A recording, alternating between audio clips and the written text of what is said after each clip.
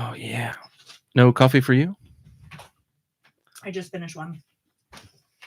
No coffee. Topo.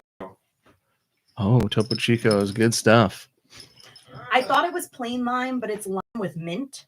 Oh, interesting. And I don't love it. That sounds interesting. So I'm like, this is the second to last one. Yeah. We got to go grocery shopping, so this is what we've got. Okay. I bet you it's not your thing, huh, RMC? I've drank Topo Chico. I haven't tried it. Can I try it? You can have the I'll, first. I'll do it live. 3, 2, 1. Go Nintendo Podcast, webisode 948. The Toad's Cool Podcast. Mom, Brain, will you tell us about Toad's Cool, please? This right here? That's it. Gladly. Toad School lives in muggy forests. The flaps that fall from its body are chewy and very delicious. It's about 2 feet tall, almost 3 feet, 72 pounds, almost 73 pounds, male and female. And of course, category is woodier. Abilities include Mycelium Might. The Pokemon will always act more slowly when using status moves, but these moves will be unimpeded by the ability of the target. And this, my friends, and I'm sorry to tell you, is the end of the Pokemon section. Thanks, Mom Brain. I swear, all this And Topo Chico stuff is the same to me. Mom Brain has a lime with mint Topo Chico that she's not a fan of. I tasted it, and all the seltzer tastes the same to me. Like it just tastes like seltzer. I don't even any seltzer or Topo Chico specifically. Any. Like, Yeah. I guess I get a little bit of lime. I don't get any mint at all. Like, Not for me. and I've never drank a seltzer where I'm like, oh, the flavor's too strong. I'm always like, oh, where's the flavor? So I don't know. For me, a nice cool seltzer gets me a digestive action going on Yeah? that like I can't get easily with like another carbonated drink. Like if I pound like a Topo Chico, Mhm. I'll like burp and then feel great, feel like I'm Willy Wonka floating around. Highland Tom says they misheard and thought we said Topo Chico. Popo Gijo. Hello, Highland Tom and Blood Ocean and Mom Perfect Brain and Afternoons and SD and our Radical Defect and Blood Ocean and Giant Reggie. Great gift, Giant Reggie. Ice Dilbert, Vachi. Vachi, I know you just sent me something. After Noob says seltzer is baking soda and depression in a can. Malakalo, Dre Gamer. I like that. Popple, Gecko Kitsune, E17, whoever else comes in here. Thanks for joining us today. Hello, Mom Brain. How are you? I'm great. How are you? All right. Hello, Do. How are you? Ooh, Hello, Josh Grobot, my friend from college days. How are you doing? Did you know you can play Tetris Oh. free on Tetris.com? I did know that. Answering a question with a question. Very cool. Thanks. Very cool. Is that what I sound like? Oh, every time. Yeah. Yes, I really did. You really did, Josh. You really did. Thanks. Very cool. Hello, George. How are you doing? George, no. George, have you had the Topo Chico lime with mint? I certainly have. Okay. They sourced my limes for the drink. Oh, wow. Wow. Who would have guessed? That's awesome. Good for you, George. I mean, if there's a lime expert to go to, then it's going to be you. And Topo Chico is, I believe, the upper crust of seltzers, right? People are big fans of that? I think so. It's a nice one. Mom Brain, your favorite seltzer? I don't think I have one. Hi, Freddie Fro. And again, I don't like seltzer. Hello. There was someone else I wanted to say hello to. It's gone. Remember these little guys? Says Ice Dilbert, the original New York seltzer. I remember seeing those bottles. I never had it, but I remember There seeing those was, bottles. I think, a diet soda or like a diet water because my mom, queen of the diet culture back in the day. That was, I think it was that company, but it was peach. And I remember loving that stuff. Mm. I remember absolutely loving I it. vividly remember the peach bottle, and I guess I remember seeing it at ShopRite when I would like go to the food store with my mom because I was never buying it. My parents never bought it, but I remember seeing those bottles a lot. They're squat bottles, right? They Kinda. are, yeah. That's probably why I Like never little tried them nips. because I was like, they're too small. I need a bigger. more liquid. Blood Ocean showed a picture in the Discord of them and their son for Halloween dressed as Spider-Man and also Spider-Man, or I guess Spider-Dad. Ooh, SD says, I see spiders. Where are the flies? Oh, good point. Oh. I hope you all had a lovely Halloween if you celebrate that thing. If you have any pictures from your Halloween that you want to share, go ahead and drop them in the Discord. And We'll if talk about what you wore. you celebrated Samhain, I hope that you had a blessed Samhain. Sauron? Samhain? What was something else was this week too, right? Diwali, I believe is this week. Diwali's the other one. Yeah. Okay. I keep forgetting that. I'll remember for next time. Blood Ocean. The way you said it sounded like that TikTok trend where they're like, I'm really starting to like Samhain or whatever it is. Yeah, I know exactly what you mean. Blood Ocean says his son cleaned up. That's what we like to hear. Oh my God, look at that haul. 1.5 buckets of Halloween candy. What do we got in here? Send me some of them Twix. We got Reese's Pieces, or we got Reese's Peanut Butter Cups. We got Tootsie Rolls. We got Twix. We got Tootsie Roll Pop. Keep the Tootsie Rolls. Send me the Twix. We got Milk Duds. We got, looks like based on the wrapper behind there, Three Musketeers. Tootsie in there. heavy. Lots of Tootsie Pops. Lots of Tootsie Very Rolls. surprised. I see a Milky Way. I think Oh, for I see some reason Smarties, that they're Skittles. allergy friendly. Tootsie Pops, Tootsie Oh, Rolls. okay. I think they're allergy friendly, so that might be. Okay, that's their gimmick. Yeah. It's probably why in my mouth they don't taste as good as the rest of the candy. And SD, you're correct. Does tie into a Patreon post. I should probably just segue right into that. Also, Oh. thank you to all the people who When somebody's doing a segue and then you interject, that's it. The segue's ruined. you have to redo it. I can. It was perfect. Oh, all right. Go ahead now. Who hosted trick or treaters who communicated in ways that were not vocal verbal by saying trick or treat. Some of them may have signed it, some of them may have used a device, some of them may have had a picture. I hope that you experienced that because someone somewhere worked really hard to teach that skill And for one night. Some may not have been Oh. verbal because they're wearing a mask and they can't speak That's through. true. That's true. Speaking of Halloween, yes, on Patreon this week. Mom Brain, did you know Hmm. you can join the GoNintendo Patreon For $1. for $1? Billy put out a new video this week, by the way. Door and turn the lights down I told you, don't play that one anymore. It's Oh, the I show thought it was the other claimed. one. I thought it was the Mariah Carey. That one. one too, but Oh. yeah. Well, there's a tick. How many ticks are we allowed to have? Before they take the show down? Great question. I don't know how many it is per episode. Man, that's a great question. I really don't know. Can we re-record just that little bit with us saying the same thing? We can, but we have to be really off tune, which we could do. Well, that's not a problem. I can handle that. Yes, on this week on Patreon, as I always do, I share a new post every day. And here's what I talked about, and I'll start with the one that was the segue. I asked people on Patreon for their favorite and least favorite Halloween candy. I usually don't talk about this kind of stuff on Patreon, but I was like, it's Halloween. Everybody's thinking about it. It's a fun topic. Let's Now, talk about candy. Are you going to? I'm going to take this one layer deeper. Sure. Do you? What do you classify as a Halloween candy versus just a candy? I was doing it because it was Halloween. I didn't say what's your favorite Halloween I mean, a candy. I was Halloween just like, candy would be like a candy corn, I guess. I just okay. flat out asked your favorite candy. I said in honor of Halloween, what is your I favorite see. candy? All right. And what's your least favorite candy? So, Could be an interesting discussion, anyways. Mom Brain, favorite, least favorite? Favorite would be a Milky Way Midnight. Oh, that's a nice choice. would have guessed That's that. Yeah, I like that. Least favorite Hi, Darmani. would be black licorice. Yes. I like both those choices. Do your choices? Favorite, least favorite?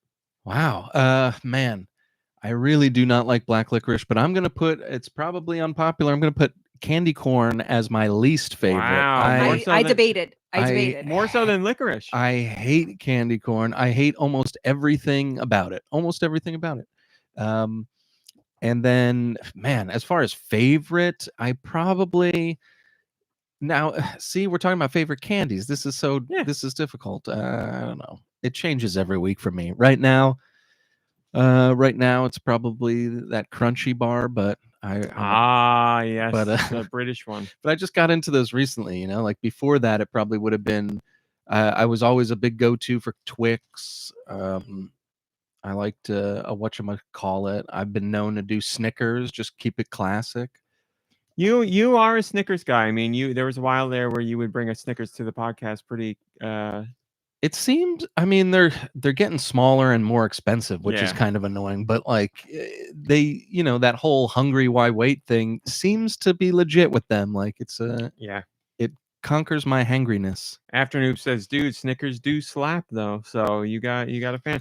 My favorite is a Reese's peanut butter cup, and I'll take Ooh, it yeah. in any form, but I prefer the egg or the Christmas tree.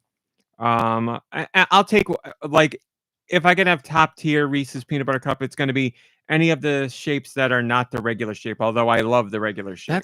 That's I love all of it. Give it whatever it is, I'll eat it. But I'm a regular cups guy myself. I think it's perfectly parsed out. There's a little too much peanut butter to chocolate ratio for me in like the pumpkins and the eggs or whatever. Yeah, I guess I just want more trees. of the peanut butter, so that's why I'm a fan of the other ones, because you definitely get more peanut butter.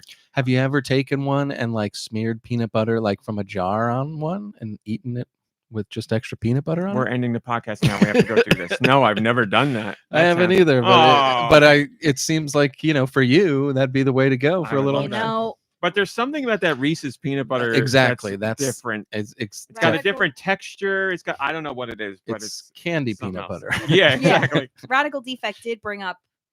I mean, I think that I might replace a Milky Way Midnight with a Cadbury cream egg. It's just that they're not. I love Cadbury cream eggs too. Yeah. But they're seasonal. It's a seasonal candy. I still brought up the thing I showed Mom Brain, that the Reese's peanut butter and jelly cups are coming out, and they're due out 2025. I'm very excited. I definitely want to try those without a doubt. I mean, come on, peanut butter and jelly is a classic. Throw it inside a Reese's cup. I'm all about it. I think it's a great idea. I just think it's funny that we know that there's like a release date for it. We're just like, 2025, the new. It's cup is dropping. It's typical me, because I know the date, and I was upset that we didn't have a more specific date. I was like, tell me when in 2025. I want to know. But I was saying to Mom I want to Brain, save up my calories. I was saying to yeah, right. I was saying to Mom Brain that she has well, first off, she has nothing to worry about as far as our relationship goes. But you know how it is nowadays. People are like, let me see your phone. Let me see your Instagram. What are you liking over there? What are you looking at? And I don't like anything on Instagram other than my friends' posts. But Instagram has come to know like what I'm interested in. And if you go to the magnifying glass on Instagram to show it shows you on Instagram what it thinks you'd be interested in. Mine is like 75% food and 25% wrestling. And every once in a while there'll be something video game related, but it's almost all like somebody's weird TikTok recipe, or like here's this one. Here's one right now. New fast food items of October 16th. Like that's what my Instagram is, because that's all I do is think about food. So I've seen that Reese's peanut butter and jelly cup a bazillion times over now, and I'm like, let's get going 2025. I need to try these. They're gonna push it back. You'll be playing Metroid 4 before you're eating the peanut butter jelly cup. I hope not. I hope not. If I'm excited, really hope not. If I'm excited for one more than the other, it would be the Reese's peanut butter cup. Are Just you because serious? it's food. Is that serious? You give me any food, any snack, above everything else. It doesn't matter. Really? Video game, anime, Marvel, you name it. Because that's all I do is think about food now. Have you ever seen the Minnesota starvation experiment? Like, have you ever seen what they? I have read about it. Yeah, it's incredible, and it is what he's experiencing. Wow. Every day, that's not baby. good. That's all I do is think about. Starvation's in the name of that experiment. Oh, SD, that's related to a question I also wanted to ask that I was thinking about doing on Patreon. I think I will still do it on Patreon, but I'll bring it up here. SD said, I think Armstead has to add a weekly food release reading to the podcast. I could easily do that. Radical Defect says, I still need to try the 7-Up Shirley Temple. Mom Brain and I tried to find it. We found the non zero sugar version. We found just the regular version, so we didn't want to get that. We wanted to get the 0 calorie version, and we have not seen that anywhere. Can't find it anywhere. Plus, like, as you guys have heard on the podcast a whole bunch of times, because this is a Nintendo podcast, I talk about Aldi and deals all the time.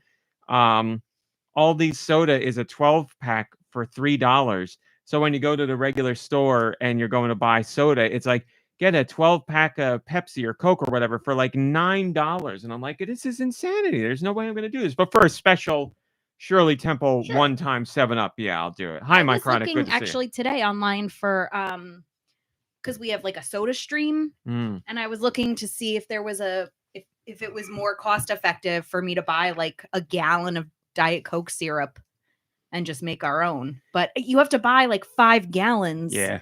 which we would probably go through, but like I drink 2 sodies a day. it just seems a bit excessive. Sodies. I limit myself to 2 sodies.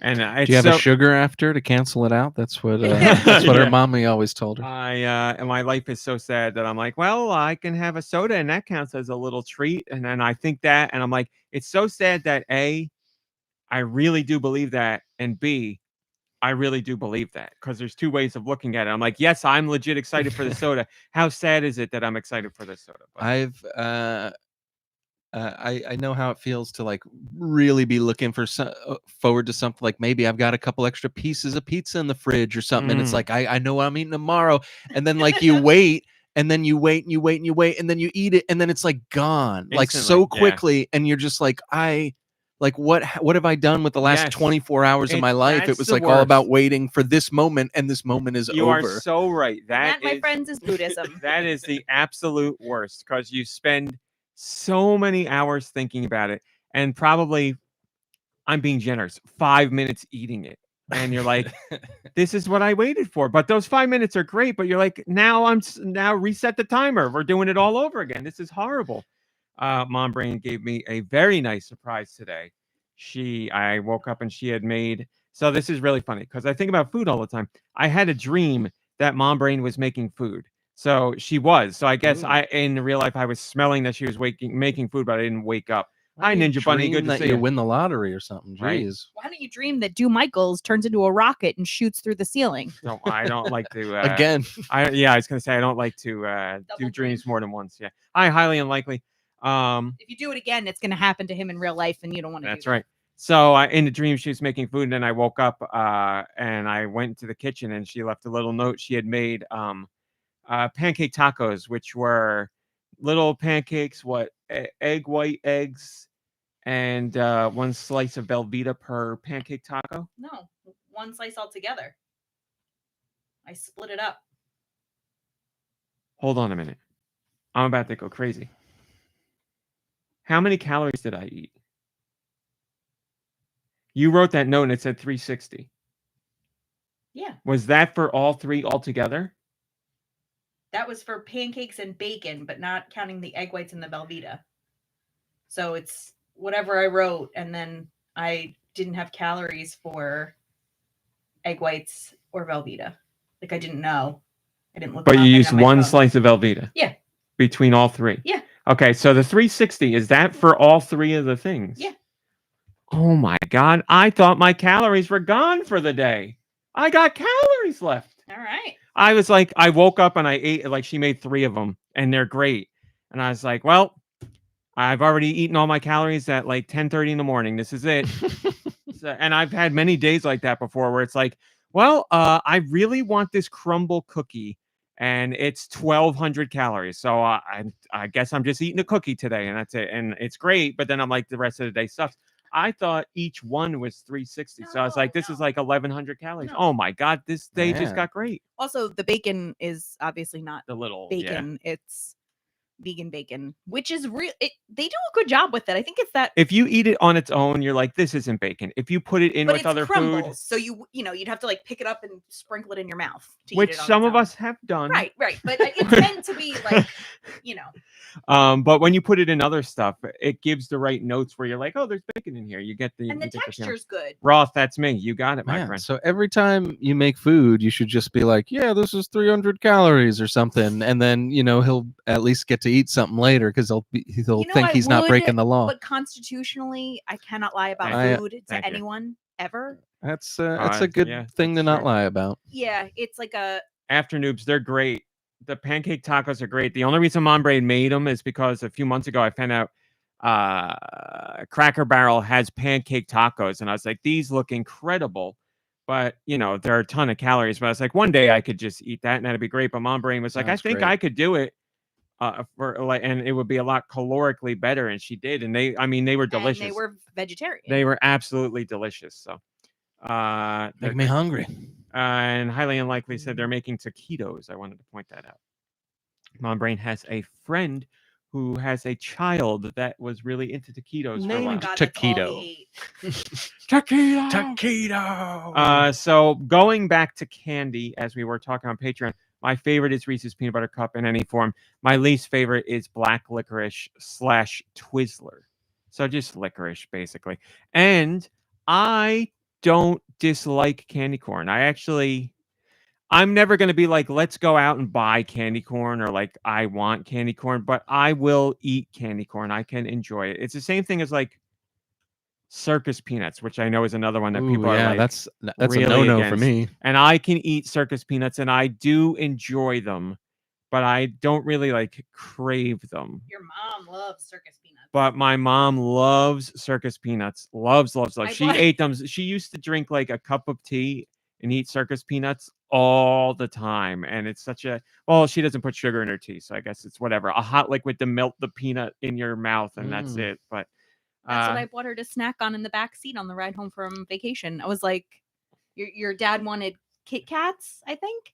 yes. And she didn't want anything. And I was like, I'm getting her circus peanuts. Sitting in the back seat, munching on circus peanuts. Very nice. And my mom also loves, which should not surprise you based on weird candy, she loves Good and Plenty, which are basically pill licorice. Yeah. So, no good. No From good. from that generation. What They did didn't Dan they didn't say? have anything. That This was candy really to funny. them. I'm going to paraphrase it. So I had the idea for this post because a family group chat was going nuts about candies, and it became like a really great debate fight where we were all making fun of each other. It was awesome. But my brother-in-law, when I brought up that my mom likes Good and Plenty, he said, Brother in Raw. "Oh, brother-in-law." Ooh. He said, I'm going to paraphrase, but he said something along the lines of basically what you said. He was like, back then, that's the only thing they knew how to make as far as candy went. So of course they Yeah, liked exactly. it. So, they didn't know any better at that time. But yeah, I mean, think about how bad life was. I mean, they had nothing to compare it to, but like, think about how bad it was when that was your candy. Like that was like a treat. That was like, thank you goodness want we candy? have these. We got Good and Plenty, and we got Necco wafers. What do you want? Oh my god. Yeah. It was not that's why people are so angry back then. So now we have too many candy. People can't make a decision. So, but yeah, that was one Too of many candy. that was That's what I heard. that's what I said. That was one of the posts on Patreon. What else did I talk about? Let me fill you in.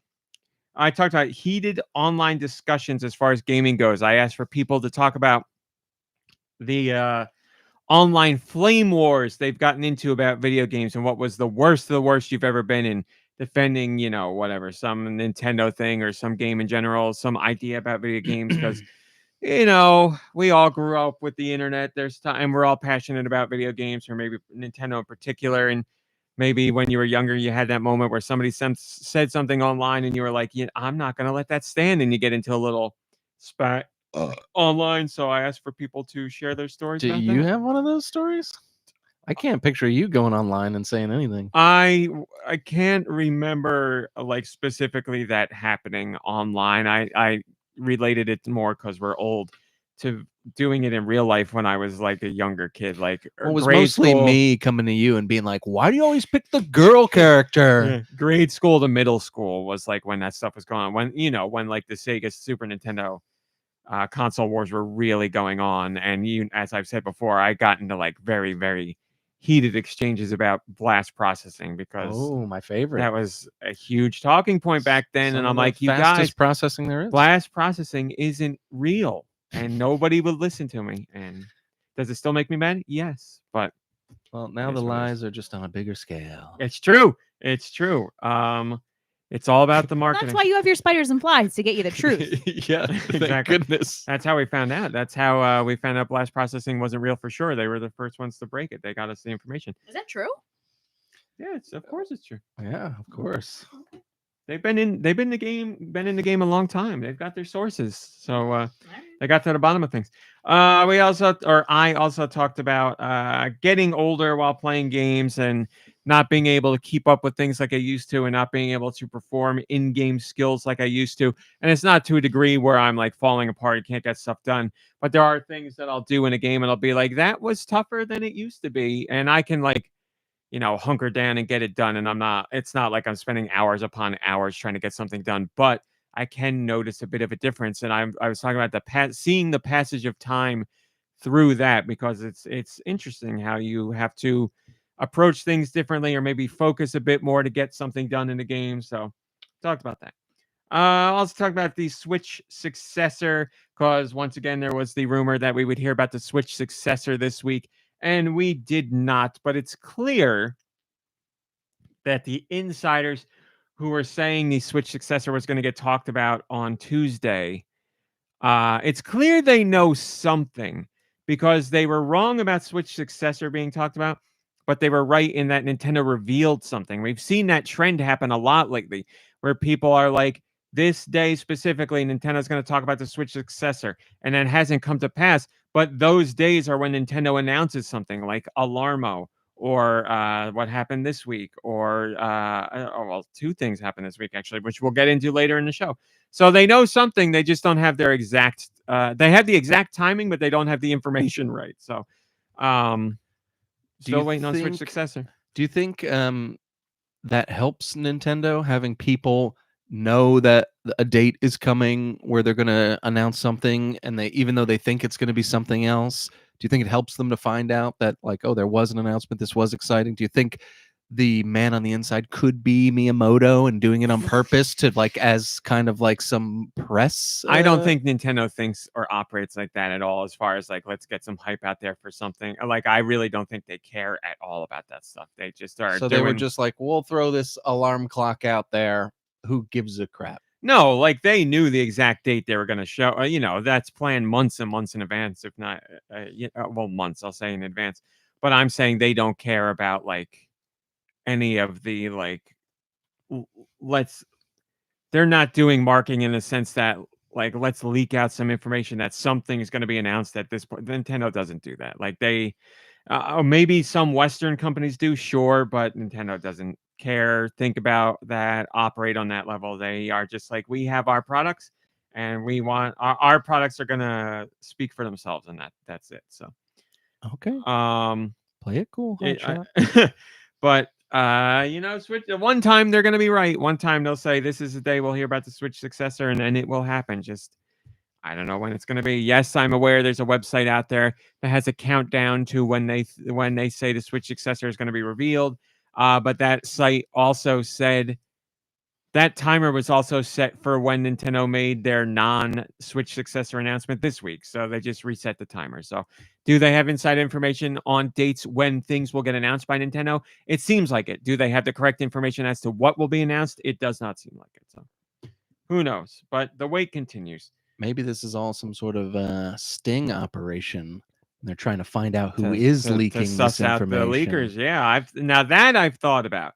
That I'm sure Nintendo has been like, okay, there's enough chatter online. Someone somewhere within our halls is leaking information. Now, can we figure out who, when, and where? That I'm sure they do. Yeah, maybe they're just like, tell this team we're leaking the Switch successor. Tell this Would team that we're not be leaking the whatever. coolest job ever, to be the one to do that investigation, like to try to find it. Like, what a great job that would be. I can't imagine it would be cool. No, because Nintendo would be like, what's going on here? You haven't given us any information. So they'd probably be angry. But I mean, you can only do what you can do. is this you auditioning for the job right now? How do you know I'm not doing it? I'd probably have to be very secret about it. And what better place for me to be planted but here? It's always best to hide in plain sight. It's true. And you know how good I am at being sneaky and lying. So. Oh yes, you're very great. You're very great on that. What else I talk about? I talked about Rez, because this week the company Enhance announced that they have a 10th anniversary soundtrack collection coming out. Does it come with a special controller? The Trance Vibrator? Yeah. No, it does not. It's all soundtracks, but it includes soundtracks to games like Oh, that's terrible. I can see it in my head. It's a puzzle game. It's Tetris? music based. No. Why can't somebody in the chat Bust a groove. think of it? But Jesus, it was on the PSP. It's on the Switch. It's about little squares and the line goes across for the Thumper. music. Why can't I think of the name of that? That's embarrassing. All that comes to mind is Meteos, and that's 100% not correct. Electroplankton. That was a fun one. Not Electroplankton, no. But Enhance also did Humanity most recently, and they did Rez. Hip Hop EJ. Not Polaris, no. Man. Oh my God, we really went on a journey with these taquitos. Look how amazing they look. beautiful. Yeah, They look look at delicious. Luminez. That's it. Luminez. Thank you, Roth. Luminez. Ice Dilbert. Yes, Luminez. Thank you. That is the game. But anyway, so the Luminez soundtrack is included and other soundtracks, but Rez soundtrack is included. And I took a little trip down memory lane thinking about Rez and just how much I love that game and how that's one of, I think, the greatest achievements in the game industry. Not the best game the game industry has ever done, but one of the most unique and interesting experiences that you can get through a video game. And that's whether you're playing it on the Dreamcast or the PS2 with the trans vibrator, or you're playing it in VR, which takes it to a completely different level. But I talked about my whole history with Rez and being very excited for that game when it first came out. And there's Luminez. Thank you, Roth. I just wrote about that, and I'm definitely going to get that box set soundtrack because I love all that company's games. So I'm down. I talked about it, celebrities in games. I asked people for their favorite Johnny Silverhand. celebrity voice acting job in a game. So not like, their likeness appearing in a game, but their favorite. Ray Liotta, Vice City. Is that one Check of your favorites? and Mate. It's one of my favorites. People brought up Patrick Stewart, who was in Castlevania, and he was in something else. People brought. I mentioned Mark Hamill, which is a cop out, but still, he did. Christopher Walken in that full motion video. Drop while it's hot. Yeah, definitely. Yep, that's right. Whatever. That's one of the best. Yeah. Man, what's the name of that game? I'll never remember that. Of course, Kevin Spacey comes to mind, not as one of the best, but I remember that being a very big deal when he was announced. Mads Mikkelsen. But somebody, I forget Oh, who, yeah. Mads Mikkelsen. There's a great one. Somebody brought up a great answer. They said Sean Connery when he came back to be Bond again in whatever Bond game that was for EA. And I remember thinking at the time how crazy it was. 20 plus years later, he was like, yes, I will return to the Bond role, the voice of video game. I still can't believe he did that. So that is interesting. People were talking Lance Reddick in Horizon, says Tony De La Mancha. Hello, Tony, and yep, rest in peace, Lance. They have to recast Lance. Rest in power, King. For Lego Horizon Adventures, which is coming out the 14th. We're not that far off. Charles Martinet was a voice of one of the dragons in Skyrim. That is correct, Hailey and Tom. That's right, Parthenax. Darmani says, did Judi Dench voice M on one of the Wii Bond Everything games? or Nothing. There you go. Give me everything. And Willem Dafoe was in that one as well, likeness and voice. So there you go. We talked about that, and there were some good answers there, or some interesting answers. There's not good or bad. It's whatever you think is the favorite is what you chose. And then on Dame Judi Dench, I believe, also is the voice on Spaceship Earth. Is she not? If I knew what Spaceship Earth was, I'd say maybe. The Epcot globe. That's what it's called? I believe so. What, the ride inside? Yeah. Oh. Where you go through like the hydroponic section and it's no, that's Living with the Land. Living with the land. Spaceship Earth is the big ball. And you sit you go around it and you see like them making papyrus. Do you understand that there are multiple rides inside that ball? You keep referring to the ball. There is one ride in that ball. Period. There's like a whole thing on there's a whole thing. No. What are we talking? Is this Epcot. There's a whole thing in she the goes bottom. every year, does she not? There is not a whole thing in the bottom. You're thinking of something completely different. You're thinking of the land pavilion where Soren and Living with the Land. I've never done Soren in my they're life. all in a different place. I was just there. But wouldn't she know better than you? Doesn't she go yearly? I was just about to say we're gonna have to look it up because we're gonna have to look it up because I can't be trusted. No. Are you gonna protect me whether I like it or not? Hold on, please. I don't like that I'm like giving a little pushback on something stupid and then you go to me being Trump. I really don't like that. I am sorry. I would never in a million You years. did it right now. I would never in a million years liken you. Hi, RLM. Anyway, You did it whatsoever. Yeah. I was gonna say we're gonna have to go back because I went like in the early 90s. Maybe there was something there, but now you're the authority on what is there now. So I take your word on now without a doubt. There are 11 true rides at Epcot. There are more attractions that don't involve moving vehicles, but there are 11 actual rides with moving vehicles. So at Epcot is like the whole park. Correct. We're speaking at specifically the ball. If you can find whatever they call the ball. It's Spaceship Earth. So if you can find out how many, the ride is Spaceship Earth, says Highland Tom. I remember it. The map from the theme park. It's too bad. Well, right now, yeah. I want to, again, I want to go like back in history and see what it was back in the 90s. There you go. SD says Mom Brain will start her own Go Walt Disney World podcast. She's the #1 Disney fan. It's true. She loves Disney. Yep. She's been talking about how much she wants Agatha's Disney Mickey ears. Oh, look at that. There we are. Spaceship Earth. There's the ball. Okay. I see it. Okay. I agree. And then we've got... I gotta find. He gaslit you to the point where you had to look it up yourself. No, not gaslighting. Right? So here's the ball. Yes. And over here is Living with the Land, where you go through the thing. Okay. All the way over here. They're not even touching. Okay. Spaceship Earth has been Spaceship Earth, period, forever. I will look it up. Mom Brain, you don't have to share who you voted for with him, okay? Just so you know. He doesn't have to know. SD says, also an expert on balls. You are an expert on balls. There you go. Balls. Guy, what? Billy Zane is coming up in the discussion here. Oh, he should be in every discussion. He's a treasure. And Malik Hala says, when you run a Nintendo news site, they let you do it. Yep, there you go. That's it. Now I'm Trump because you brought it up. So there you go. Let me just put it out there.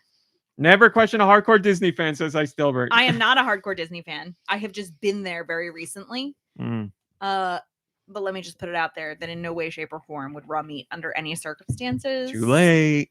Vote the wrong way. Once the meme has been made, the meme lasts forever. Why do you think I still get the train thing? It never goes away. Well, Choo-choo. Well, my favorite thing to ride at Disney there's is the proof train. that you love the train. I mean, we're just teasing you about the other. You want to tell the story that you also found out about my history this week? It has nothing to do with. It's about my childhood, but.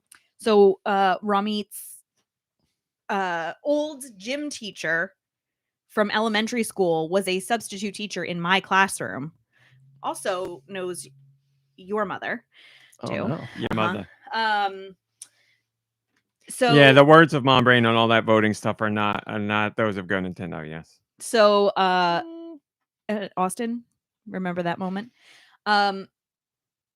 So she was subbing in my classroom. And then I brought it up when Raw Mom and Raw Dad were visiting. I was like, oh, guess who was a sub in my classroom this week? And he was talking about gym class. And it was disclosed that there was like a square dancing day, because that's part of our gym curriculum. Well, yeah. Hi, Solomon Sterling. And apparently, parents were invited to come watch the children's square dance. Parents were invited, but they didn't like send out an invitation. The gym teacher was like, tell your parents they can come in and watch. And because I was a good little dork, I was like, Mom, you could come in and watch if you want, because the teacher said I'm supposed to tell you. Because being embarrassed builds character. Yeah, right. So you're just wait. Imagine my delight when I find out from his mother directly and him telling the story. Raw Mom was the only parent. Your mom is, well, she was probably the only one told about it. That's exactly right. I'm sure nobody said exactly anything. Right. Yes.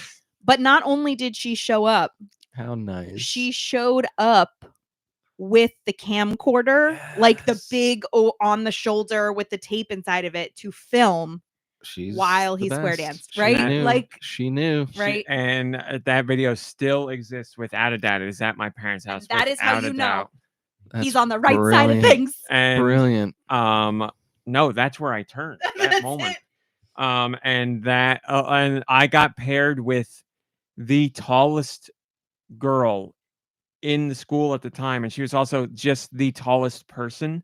So it's like she's like another half person Afternoon above says, me. Can we release it on Patreon? Oh man, that would be amazing. You I know, would definitely it's become funny. a member I again. wasn't thinking that afternoons, but I was thinking like we should do a charity stream, and like if we hit like the Uber ultimate goal, that would be it. I would give you guys the square dancing video. Just a little callback. Do you know who from 1994 to 2007 was the host of Spaceship Earth before Figment. Dame Judi Dench? The voice. Not like you don't see her. Figment. It's just her. Nope. Mm-mm. Weird Al. No. I just Gilbert Gottfried. Nope. Is it somebody that you'd think? Is it someone who's alive now? I don't know, but I Okay. know you guys. I know you like them. Ooh, I'm interested. Walton Goggins. David Attenborough. Nope. Can we get a hint as to like, are they Shatner? Says Joe Shabadoo. Hi, Joe Shabadoo. George Takei. William Shatner. She said somebody we like. Mom Brain. It's not William Shatner. Oh no. my! I'm telling you. I'm looking to see if Mom Brain, by the way, is having a lot of trouble because she Still- knows nothing about TV yeah, or movies. exactly. Still acting. Mm-hmm. Let's see. Al Gore says afternoons. No. Still acting. Started out in theater, and then went into D. DeVito. film. Danny DeVito. You are No. giving like nothing that would I don't signify know. anybody. I don't know. I don't know. All right, then we're doing one more guest each, and then we're done. Okay. John Candy. No. That's my guess. Who you got? Martin Lawrence. Jason Alexander, Patrick Stewart, Elvis. These are all chat guesses. They're all incorrect. Okay, who is it? Jeremy Irons. Oh, Jeremis nice. Jeremis Irons. Man, that's funny. That's funny. I did not know that. He's and got I a would great not. voice too. I would. Before him was Walter Cronkite. Not a bad voice. Not a bad voice. Not a bad voice. And yes. So who will it be next then? Who could it go to? How about I don't know. How about I'm trying to think of somebody who would be get the documentary guy. Ken Burns? No, he's heading towards certain death. Oh, Werner Herzog, Werner of course. Herzog. Now that's a voice I'd listen to. I'd listen to him say anything. I'd listen to that man read the phone book. Disembodied head of Robert Mitchum says afternoons. I would love that too. Sure, that would be good. How about bring back Robert Stack and get him to do it? One of the There's no great voice. voices. Who's got a great voice nowadays? Like celebrity wise, who's a great voice? When you hear their voice, you're like, that's a voice. I'm sure there's people, but like I can't think of any off the top of my head. And a lot of them I find. Tom says Fran Drescher. That's a voice. Okay, that's Also, a voice. It's iconic. Do you know who helped write the original storyline for Spaceship Earth? Figment. No. Spielberg. Nope. It's an author. Roald Dahl. No, science fiction author. Oh, Ray Isaac Bradbury. Asimov. Yep. No way. It was Ray Bradbury. Wow. I'm familiar with the work of well, there Ray you go. Bradbury. All that is and then finally, this is great. Segue. I wrote about Star Wars Skeleton Crew, a Disney property. Because that is coming out December 3rd. It's Star Wars with Goonies. And I saw the first trailer and I was like, I like Star Wars and I like Goonies. And I saw the second trailer and I was like, I like Star Wars. Why is it so quiet? And I like Goonies. So yeah, I'm down. It looks like it definitely. It's this. Oh, It's like something like the table moves and then it makes it like crackle.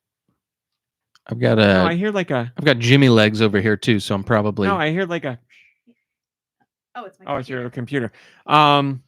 Yeah, it looks like Goonies and Star Wars, and I'm down with that idea. It looks like something a little bit different for Star Wars. I'll give anything Star Wars a shot. So yeah, I'm excited for it. I'm not like crazy excited or anything, but it looks interesting to me. So I'll give it a shot. That is what I wrote about. Let's face it. Even if it didn't look interesting to you, you'd still give it a shot. Yeah, I mean, I can't. I'm sure. I don't want to say I can't imagine anything Star Wars where I wouldn't give it a shot. I mean, I'm sure there would be. I'm sure you could come up with something where I'd be like, no, I am not going to watch that Star Wars thing. There's paths to that, but yes, it would be very hard. Solomon Sterling says, I said the same exact thing when I saw the trailer. Probably not not the one to think, probably not the only one to think so. Yeah, I mean, it's all right there, and it's very 80s influenced and everything. So, yeah, they're aiming for something like that. So, I mean, it worked for Goonies and it worked for Stranger Things. So why not try it? Yeah. And nostalgia is very hot right now. We're very nostalgic for better times or what we perceive to be better times. So, yeah. That's Patreon this week. You can join for $1. Go Nintendo or patreon.com/go Nintendo. I don't have any other topics I wanted to talk about before news. Do you guys have anything you wanted to get into before news? Anything you want to share? No, nothing. Let's do it. All right, let's do it. Let's news it.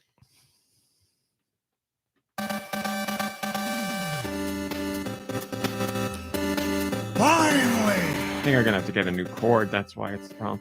What do we got in the news this week? Let me tell you. Do I remember some of it? Maybe. So Yakuza Kiwami came out on the Switch. It was shadow dropped. We didn't even know it was coming, but it got surprise announced. And it wasn't shadow dropped. I apologize. It was a surprise announcement, and then it came out later. But the diehard Nintendo fans out there, of course, that means you, if you're listening to this podcast, you remember that Yakuza came out on the Wii U and did not sell well because, you know, the Wii U did not sell well. So it was like it had no chance. And then other people involved with the franchise were like, Nintendo system isn't a good fit for Yakuza. And it's like, this is so stupid. But whatever. They said that, and that was years ago. But the powers that be eventually were like, you know, maybe we should try Yakuza on the Switch because the Switch is pretty popular. And they only waited 7 years to do it. But they brought out Yakuza Kiwami on the Switch, and it's available digitally. There is a physical release coming out. And guess what? You put a popular franchise on a popular system for a user base that has never interacted with the franchise before, at least to some degree. If you're a Nintendo fan only, you've never played it unless you played it on a Wii U, and chances are you didn't play it there. So they put it out on Switch, and guess what? It was a success. The studio behind the game, Gotoku, their studio head, Masayoshi Yokoyama, spoke about the Switch version, and he was like, first of all, he says, quote, first of all, I heard that Kiwami is selling like hotcakes. That's good. The executives of the company were predicting the number of units. I missed it by a long shot. I think I looked at it a bit too conservatively. Kato, the marketing manager, guessed it, but it was very exciting. And then it goes to talk about the history of the game. And he says, I'm very happy people are playing it again. It's difficult to remake games. Is it? Is it difficult to remake them? It's not easy to sell a game more than once. Oh, really? Oh, really? This guy doesn't know anything about the industry, apparently. That's why I'm so happy. I'm very happy. I think there are a lot of people who want to play the Switch one more time. I downloaded it too. It's nice to be able to take it with you. Yes, I mean, that's a big point on the Switch. Even if it's a game you've played before, it is nice to have it on the go because a lot of people play on the go. So, agree to disagree on the it's difficult to remake games. But yes, they finally brought this to the Switch and it's selling very well. So there's no physical release yet. It is coming. In Japan, I don't believe there will be a physical release. But the crazy part is the digital version of Yakuza Kiwami sold well enough in Japan to make the physical charts. And you're like, how is that possible? Well, in Japan, download cards are very popular. Retailers sell download cards, and it's download cards specifically for games. So you go into a store, and you know how you can buy like eShop point cards over there. You go into a store and it's like, here's a card for this game. Here's a card for this game. Here's a card for this game. I love it, but I don't know why it's necessary because it seems like, you know, just a regular card with money on it would be more versatile. Yes. I mean, the counterpoint is like if you buy an eShop card and you spend the points, then the card's done. And like that's it. There, it's the same case, but then you have like a collectible card. You could argue like you have a collection of cards. Look, like I got the Zelda card and the Yakuza card and the Mario card, and there's something to that. I guess if you want like a physical collection of some sort that doesn't take up a ton of space, you could go that route. It's a cool idea, but I get it. You know, we're thinking the convenience of I'm already at home. I'll just download it here. Yeah. Like, but it sold well enough that it made the physical charts. I think it came in on very cool. I think it came in at spot 24 overall. But for a non-physical game to make a dent in the physical charts just through a game card, that's something else. So apparently, yes, it is selling like hotcakes, and I know some of you guys have picked it up are enjoying it. So yes, it only took them, I don't know, what, 11 years to realize, maybe we shouldn't have judged the series performance based on how it did on the Wii U, Nintendo's worst selling system outside of the Virtual Boy. I don't run a game company. How do I know this stuff? And it took them 11 years to be like, maybe we should try it again. Well, I mean, that voice you're doing makes them sound real dumb, so I'm not surprised. That was a recording. Oh, okay. That was actually them. If you're a Switch Online member with the expansion pack, which I am, and Do is, because Do and I are Switch family members. We are in the family plan. Family. You have 2 new N64 games to play this week. What are they? Well, Mom Brain, this is going to take you back. There's 2 of them. First off is Turok 2 Seeds of Evil. That is available. That is a mature rated game, people. But the second game, Mom Brain, let's see if you can guess it. It is an N64 game, and it's tied to our history. Doom? Oh, man, that's funny for reasons we can only partially get into. But no, it is not Doom 64. Great guess. Think harder. You know the answer. A Nintendo 64 game. So it's scary. I'll go into the story without giving the spoilers for Mom Brain because I want her to guess. When Mom Brain and I first, we weren't even. Shadow Man? That is correct, Shadow Man. Before Mom Brain and I were dating, I don't know what was going on. Things were happening. We were friends. Yeah. But I don't know if we were toying with the idea. I don't know what you were thinking, but I was thinking at the time, a girl's coming over to my house. What does this mean? Girl's coming over to my house. I'm going to show her my video. Well, hold on. We're going to get to that. So I was like, I've never had just a girl over to my house. There had been girls at my house, but they were there with other friends. But this was just I'm inviting Mom Brain over. We were not old enough to drive yet. Your father, I think dropped you off. And I remember being thinking this is going to be great. But then when it was actually locked in, thinking oh my God, what are we going to do? And I was like, nice. I was like, I play video games and I eat Micro Magic French fries. What are we going to do? And I was like, are your parents going to be home? And Micro Magic. And so in my mind, I was like, oh my God, she's going to hate me. And then I remember an epiphany where I was like, she's going to see who I am. And if she doesn't like it, then that's it. Because I'm not going to pretend to be somebody else. So she came over and we talked for a while. And I was like, do you want to play something we could play? And you were like, just whatever. Show me whatever. That's how you sound. Show me whatever you're playing. And I was like, well, I'm playing this game called Shadow Man. And I was showing you Shadow Man. And I don't know what you were thinking at the time, but I was I remember vividly getting to a point where I was I am paying too much attention to Shadow Man. And I was like, I'll save here and we'll go. Nice. I don't remember what else we did. Probably just talked or whatever, but we were not dating. We were definitely not dating at the time, but we were, I don't know. We were on our way, I guess.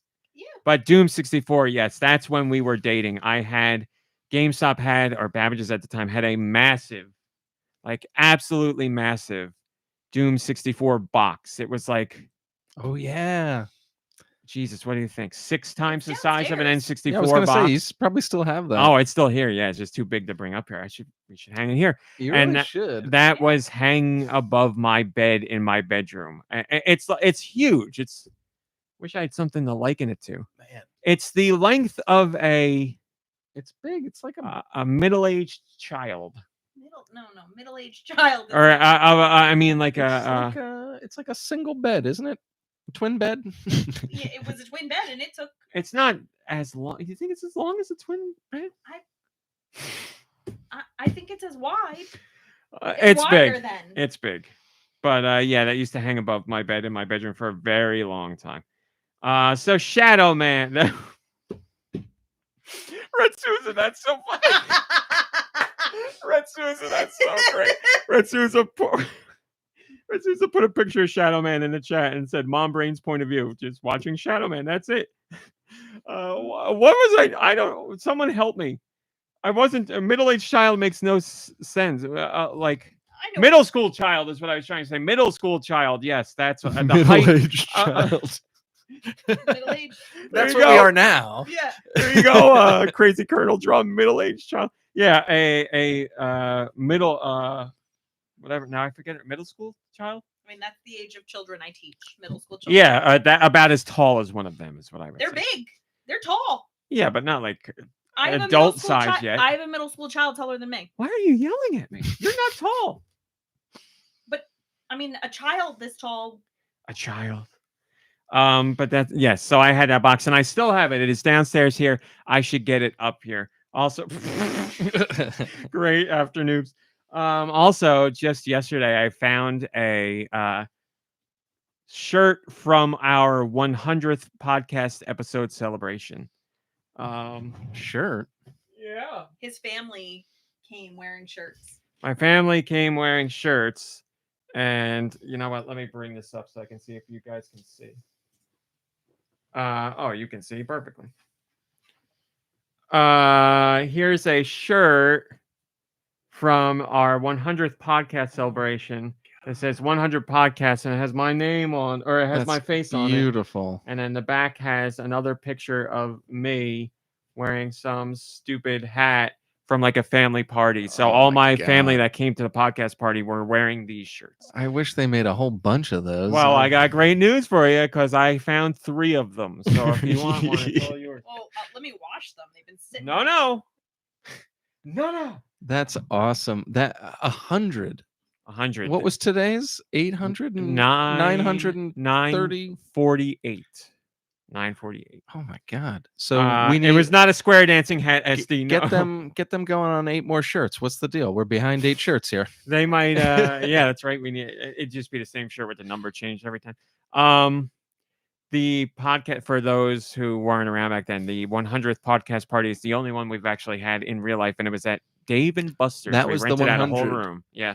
Yeah. We had a lot of fun. Yeah, Dave and Buster's. We rented out a whole room. I could not believe that we filled the room to capacity. Like people came from like all across the country. And I remember profusely apologizing to people in person, being like, "I'm so sorry you came here." We started for this. looking around the room. We were all sweating. We were like, "Oh, what are we gonna do for all these we didn't have people?" enough food for everybody. Like we had to order a second round of food, and like you know what? I will say this. I don't know what it was like if you were there, if you were a fan, but I remember like being very terrified it was going to be horrible. But I remember it being a lot of fun, and going well. And there were like no lulls. Like we had a lot of fun stuff. As people were showing up, we're like standing by each other. We're like, we can't take this. We can't take it. It's too much. Yeah.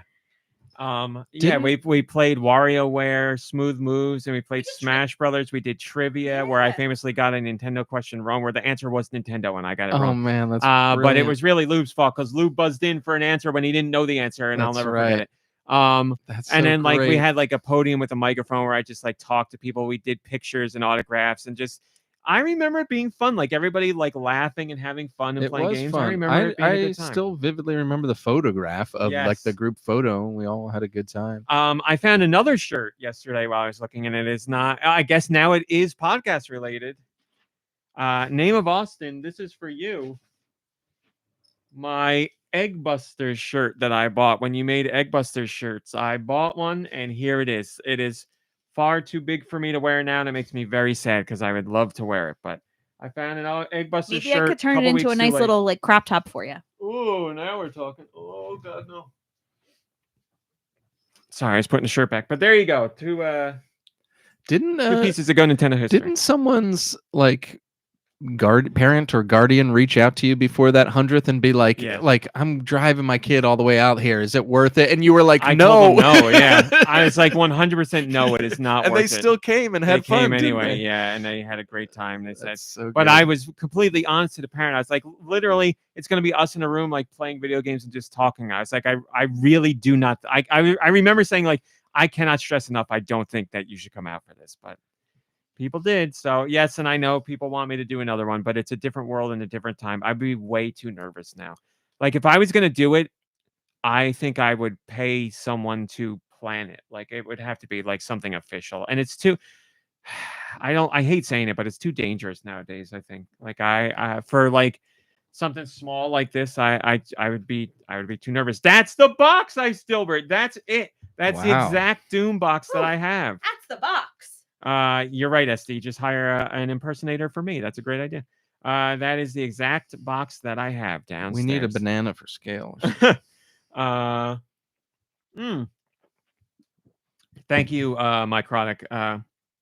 Mycrotic says they like my I am Knuff sticker on my water bottle. Mom Brain got me this water bottle and a whole bunch of stickers, and she got that. And it doesn't say Pizza Hut, but it's obviously a ripoff Pizza Hut lamp. Your sister gave you the one that looks like Piper. I have Spider Gwen hanging upside down up top. I love that Spider Gwen one, and I have the cat one down below. It looks like Piper. Yeah, always looking for more stickers, and also the lid doesn't say Pizza Hut, does it? It doesn't. It's written in the Pizza Hut font, but it doesn't say Pizza Hut. It got me. You know, my brain just thought it was there. That's how it does. It's a ripoff. I don't think Pizza Hut makes stickers like that. I wish they did. You know what else I wish? I wish I got into New York City to go to that damn. Have you seen they have the Pizza Hut pod?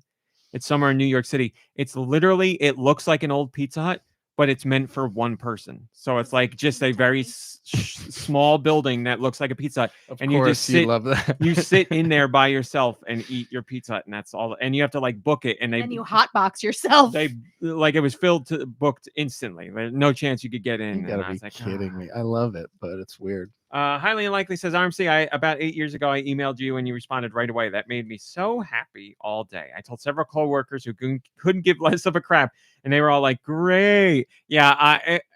If you get me an email as soon as if I'm sitting there working and an email comes in, I will respond to it right away. If you don't get a response right away, you will always get one within a day. I would say less than that. You'll get one within 8 hours at the most. Yeah, Steve V, I said it and I didn't even mean it.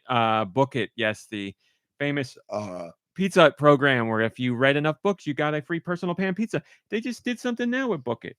I believe they did. They did some kind of thing for Book It, but yeah.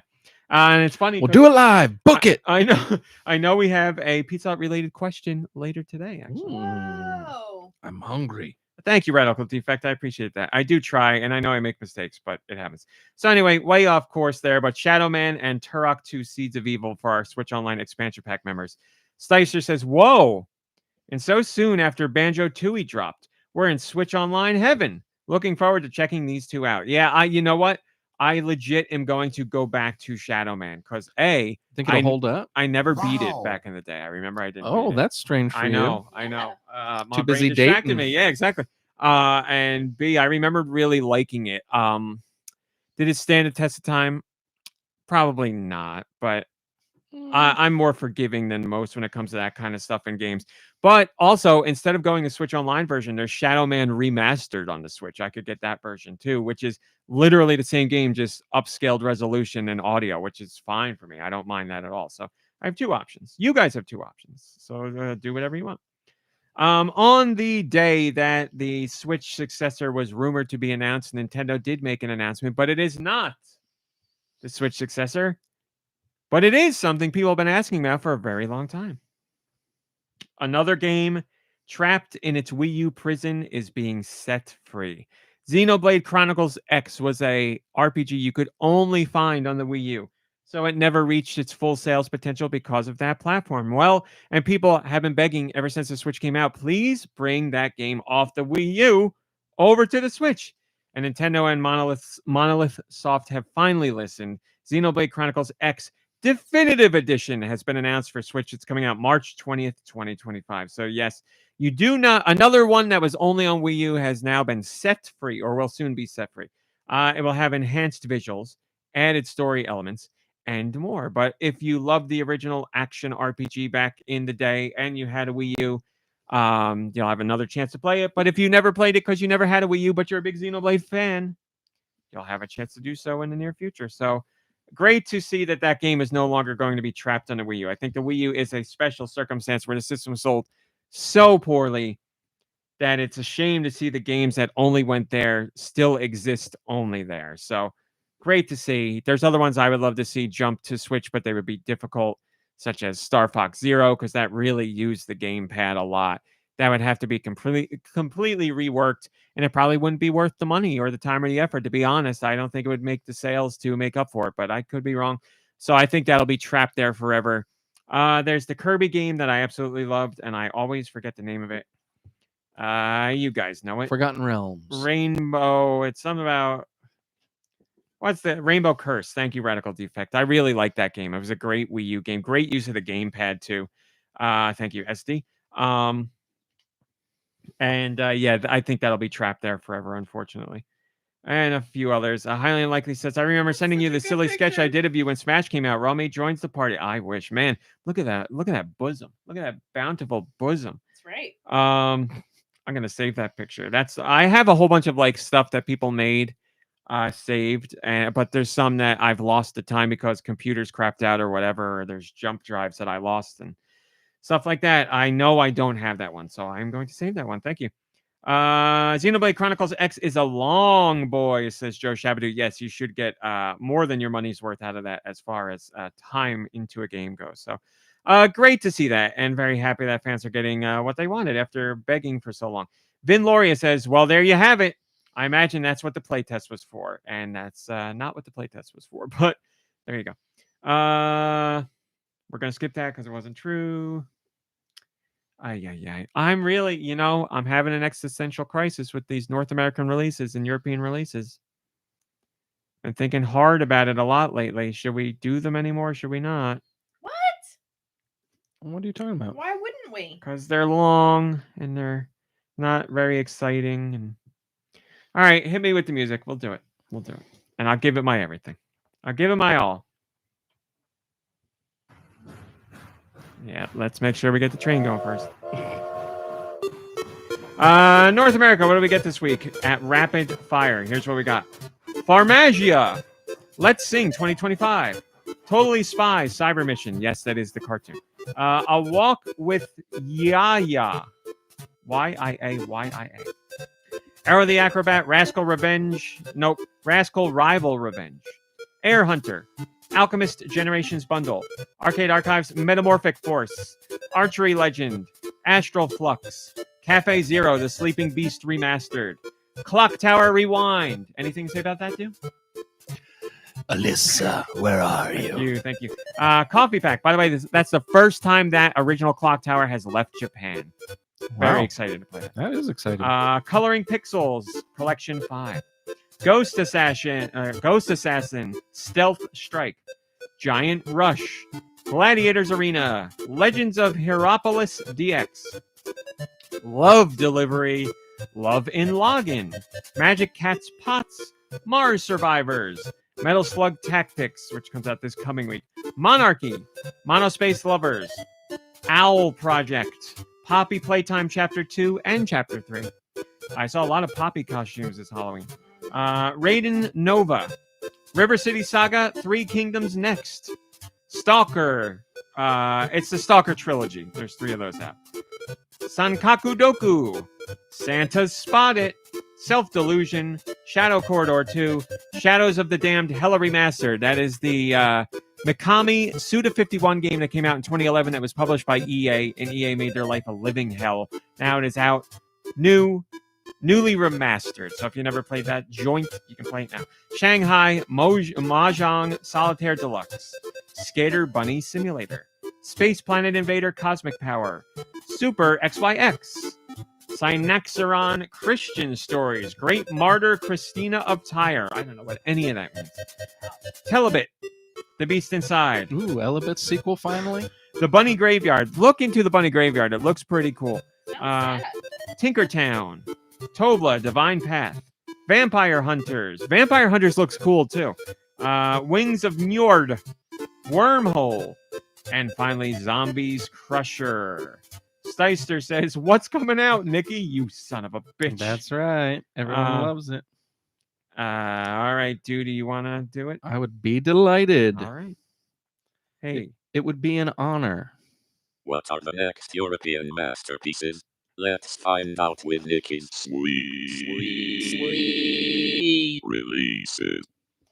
All right, ladies and gentlemen, it is time for the European Switch eShop releases for the week of October 31st, the year of our Lord 2024. This is Stu Michaels filling in for Nikki Hill. Nikki Hill, we speak your name.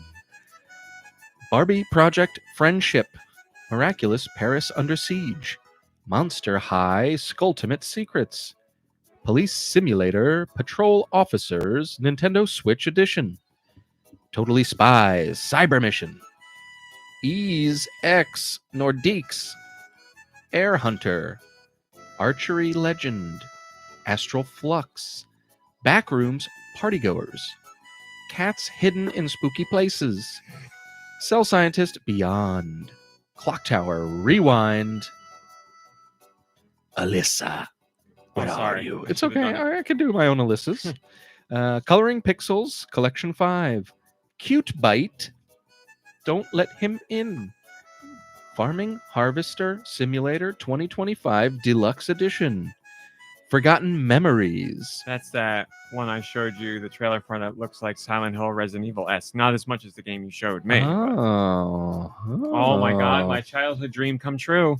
Here it is. Garbage Driver Truck Simulator 2025. Yeah, not how I would have written those words if I made the name of a game, but I'm glad they wrote it like that because now you know that you're simulating the driver and not the garbage truck. yeah, so you're a garbage driver, as in you're a bad driver. Garbage driver, truck simulator. Oh, okay. You're just driving a truck, but you're doing it poorly. Poorly, exactly. Okay, all right. Well, too bad we have to wait till 2025 for that one. Ghost Assassin Stealth Strike, Gladiators Arena, Hentai Girls Winky Witch. Oh, show my Winky. Nikki Hill couldn't be here today because he's reviewing That's right. Hentai Girls Winky Witch. I wish. He wishes. How to Organize Your Home, a Practical Guide. Keeper's Toll. Legends of Heropolis DX. Love Delivery. Oh, my goodness. Magic. Prepared for my love delivery? Sign for it if you would. Magic Cat's Pots. Monospaced Lovers.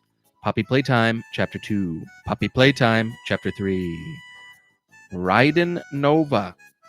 Rally Racing Drift 2024. Rogue Flight. Stalker Call of Pripyat. Stalker Clear Sky. Stalker Shadow of Chernobyl. You know, I know those games are popular, yet I think I may have played the first one, and that was it. I've never played any of the other ones, and not because it wasn't good. I've never played any, but they must be popular since they keep coming out. The new one in the works right now. It just sounds scary. I wonder what the Stalker moniker is. They are scary, yeah. Because it seems to be an or whatever it's like stands for something, whatever that means. Sankaku Doku. Man, that was said like perfectly. Of course. Schrodinger's Cat and the Raiders of the Lost Quark. Self-Delusion. Shadow Corridor 2.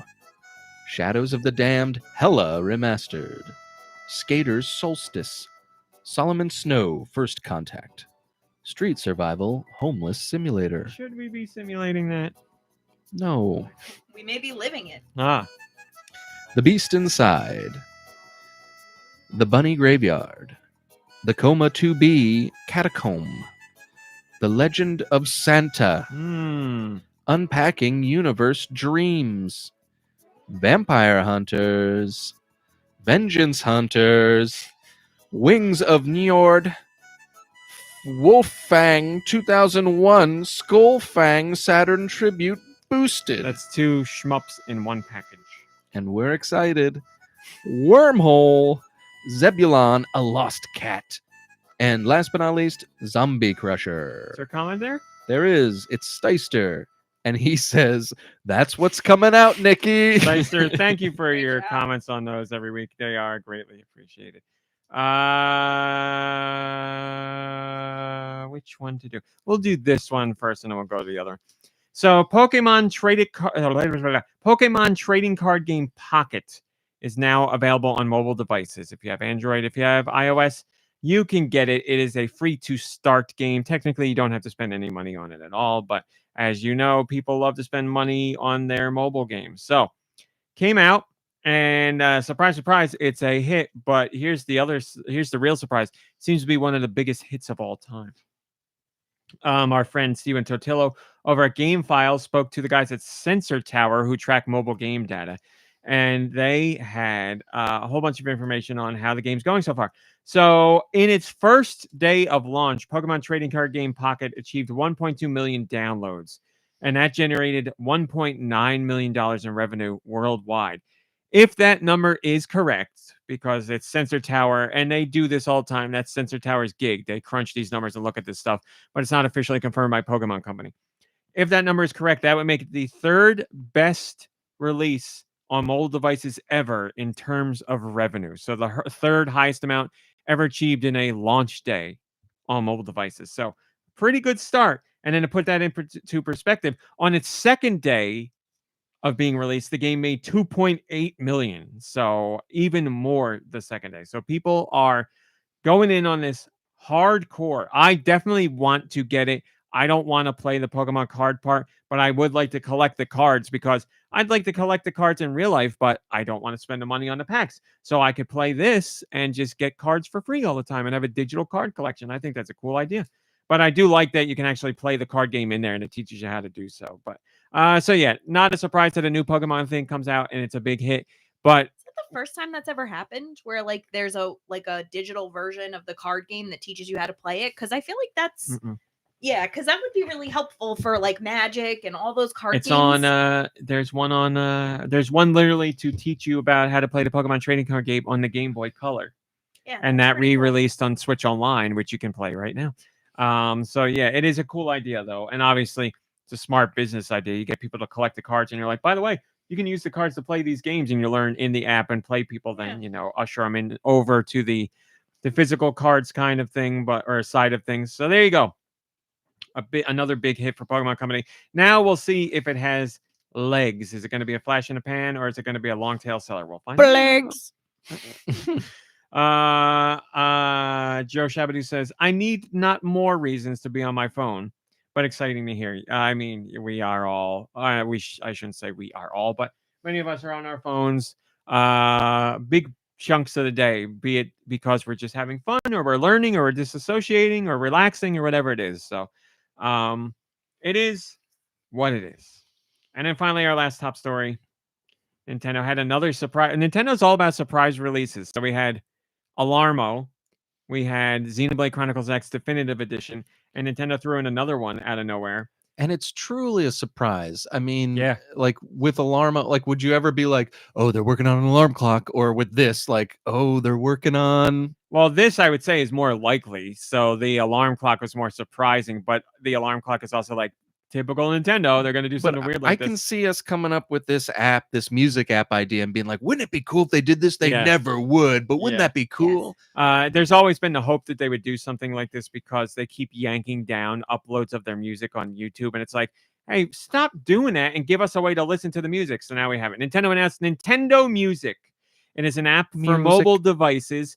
And if you're a Switch Online member, you get access to this app for no additional costs. So people have said, like, you know what? There's been people are like, Switch Online's not worth it. It's too expensive. You don't get anything, whatever. I can't tell you how many people I've seen now say, well, Switch Online is worth my money now because I can get this app. So you get this app on your phone. If you have Switch Online, you can use it. You need Switch Online to use it. There's no other way to use it. But if you have Switch Online, basically it's Spotify for Nintendo music. It's so cool. That's all that it is. When I first downloaded it, I was like, I'm never going to use this. And then I used it for like 2 hours and I was like, this is amazing. I was playing when I was using it, well, I was playing KK Slider stuff, but also I was playing all the Animal Crossing songs. The time of the day Animal Crossing songs. And it was amazing to see that when it's raining and when it's snowing, they're like tiny little variations that I never ever noticed. I was also playing some Donkey Kong Country, but yeah, so now you can just take your phone and listen to whatever Nintendo music you want, and they're updating it with new music all the time. They've already updated it it just came out this week, and they already added in Super Mario Brothers Wonders soundtrack in there as well. That's So, awesome. and they said their next update with new music is next week. We don't know what they're adding or how much they're adding, So but cool. new music coming next week. It's got a really cool feature where you can extend the listen time to a song because, you know, I saw that. depending on the songs, they might be quick. So you can extend it by like 10 minutes or 30 thought minutes that or was an hour. cool. So like Animal Crossing, that's great. You could play the hour song for the whole hour. And Yeah. that's that. I was playing I got into like the Nintendo soundtrack, and I was Yeah. like, I Oh, haven't heard this yeah. in forever. Yeah. And I was like, I almost like booted up my DS and like started a new dog. I was like, but I can't do that again. It's very important to point out that this is for streaming songs, but also you can download the songs and listen to them offline as well.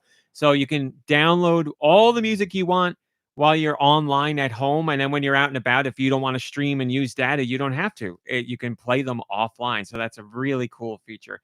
You can also filter out spoilers too. So if you're worried about having a soundtrack spoil parts of a game, you don't have to worry about that because it will filter out soundtracks based on spoiler alerts. Along with that, you'll receive recommendations based on your Switch playtime activity. I think that's a nice touch. You can find your favorite songs and build personal playlists. Nintendo has playlists as well.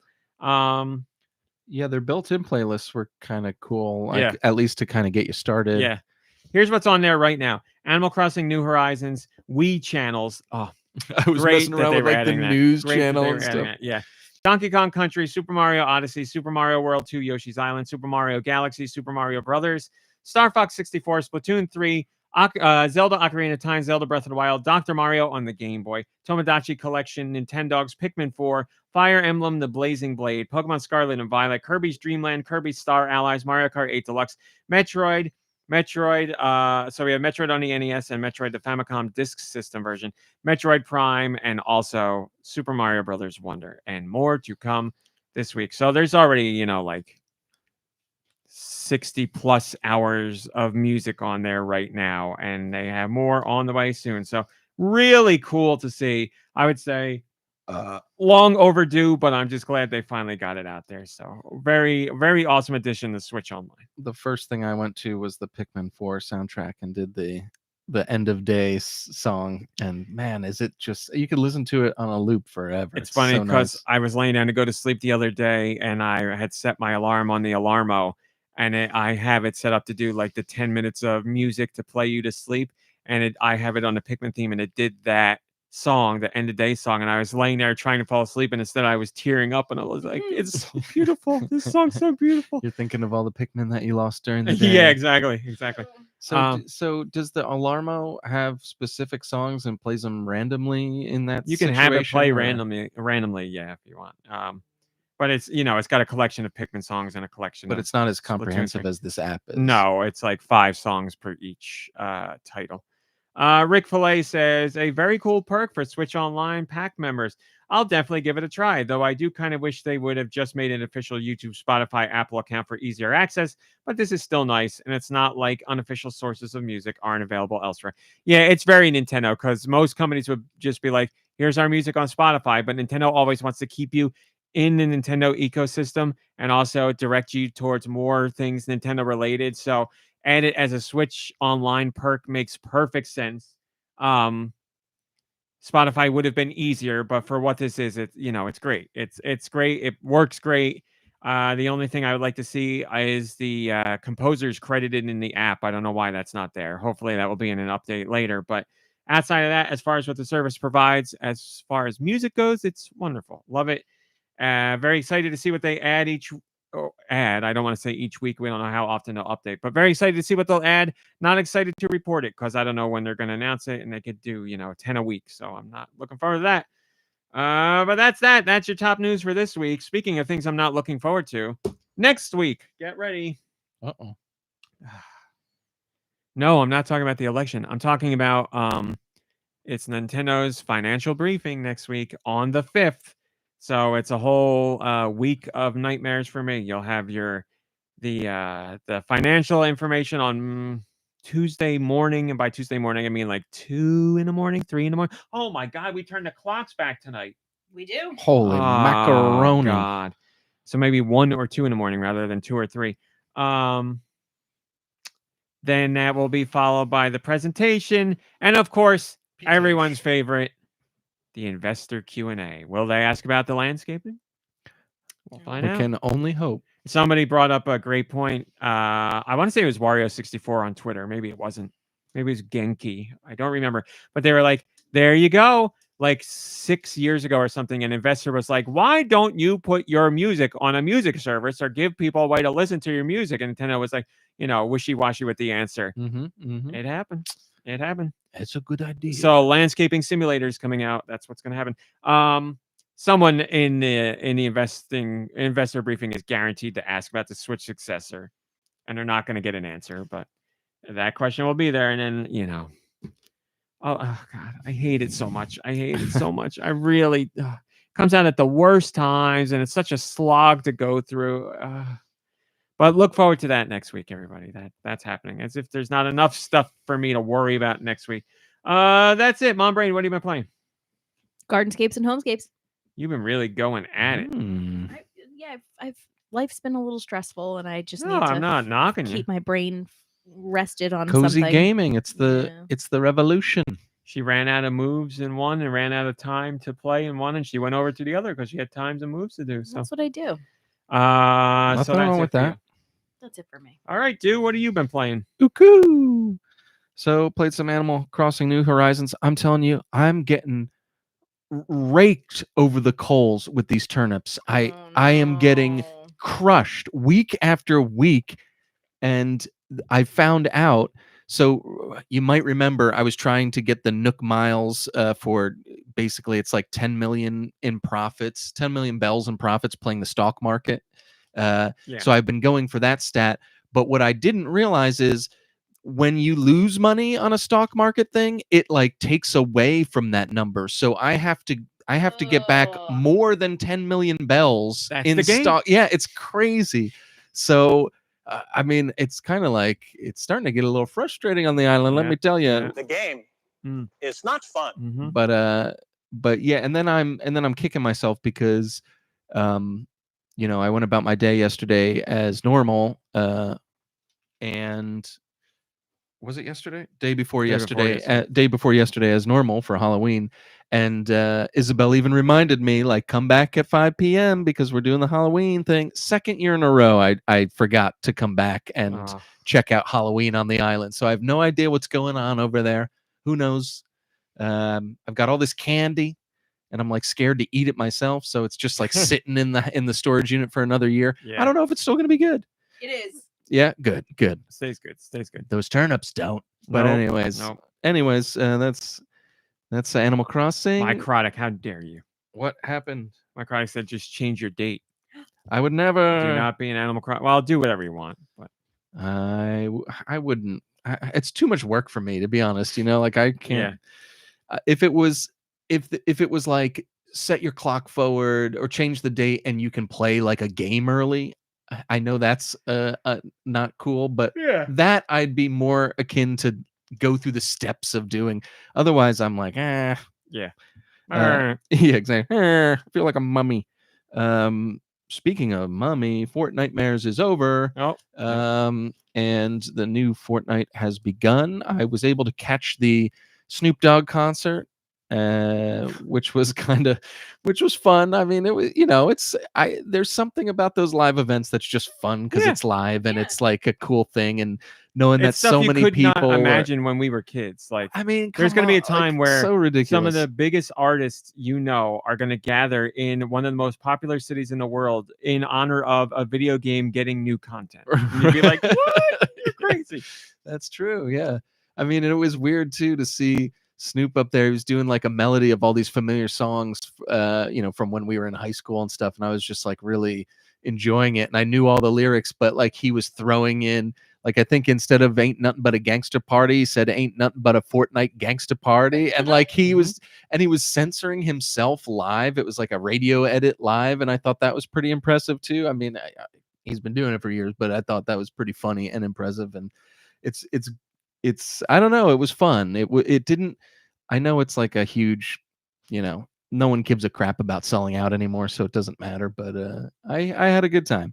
But anyway, the new season came out today. It's like an OG season. I played a little bit of it this morning. I was going to ask if you did. Of course. I was having trouble sleeping, and I almost was like, I'm going to go play. And I was going to text you, and I was like, I really shouldn't. I should try and get more sleep. Eventually, I fell back asleep. Oh, but this morning? Yeah, I almost did it because I knew you would be up, and I was like, he'll want to go in and play. But Yeah, I played a couple of rounds in there and dropped. There's a lot of familiar places that we'll be excited to see and play at. I am very excited to see that. And there's I think it's called the Dog Pound or something. It's like Snoop's big mansion in the middle. Yeah, it's pretty cool. He's got a place. Eminem's got a place. He's got like the Mom's Spaghetti Diner. little place there. Okay. And Ice Spice has a place too, but I don't remember what hers is called. Yeah, cool. So I don't know. It's like a classic map. It looks like kind of classic, and there's some old places that you might find familiar, which was fun in its own way. They got rid of pretty much. I mean, it's all the old guns. It's all that OG stuff. So it's all old guns. Lots of different grenades and stuff. There's a stink bomb, which is great.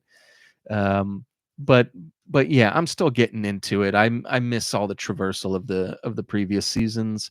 So OG seasons generally aren't my cup of tea.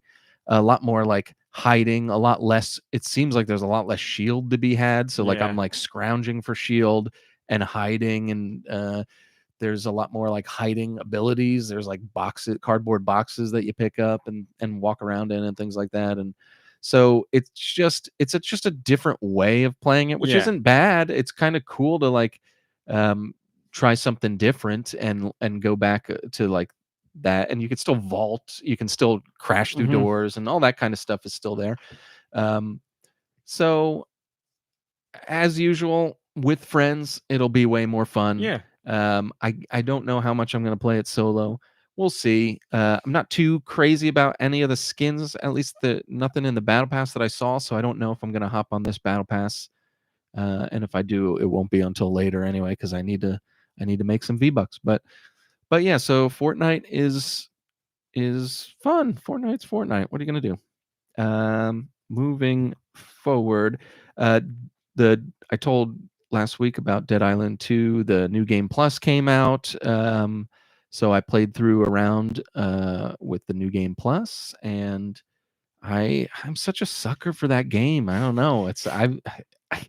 I keep thinking when I talk about the game, I'm like, it's weird that I like this game so much, and that like nobody is fun. I feel like nobody even knows or cares about it or even gives a crap, which is weird because it's like so good. Like everyone loved the first one, and this one's just better. But like it's the same thing, so I can see why no one would be that excited. But then when I play the game, I'm like, this is incredible. I wish I was playing with my friends right now. Like they gotta play this. So I don't know what the heck. But so there's that. Oh yeah, I beat it. Nothing like the story still stinks. Nothing really new. You just there's new like enemies that are like more powerful, and they drop better weapons, and that's cool. So that's what's there. And then I don't know why I'm doing this to myself. I went back and I'm excited for this. And I played Resident Evil 2 remake. Because I just beat. You might remember the Resident Evil 4 remake recently. So I was a little disheartened with the Resident Evil 4 remake. And I remember really liking the Resident Evil 2 remake. So I was like, let me go back and see what it was that I liked about this that like didn't seem to click with 4. And I was playing 2. I started to feel the same thing I was feeling with 4 this time around. I was like, no, it's me that's changing. Like I'm getting grumpier, and like not necessarily just grumpiness, but like it's just not exactly the same. Now, I like that the Resident Evil 2 remake does the over the shoulder thing, and I think that was kind of, here's why I'm crazy. First of all, I love the Resident Evil remake, which is just like the first one, which is just like, you know, the tank controls and the camera angles. And we were just talking last week about how I wanted more games like that. And I wish they would remake the games like that. And then here I like the Resident Evil 2 remake because they changed it and made it the over shoulder thing. But I wish they did it the traditional way. You sound like but I'm crazy. I'm that nuts. episode of The Simpsons where they're focus testing the engines crashing.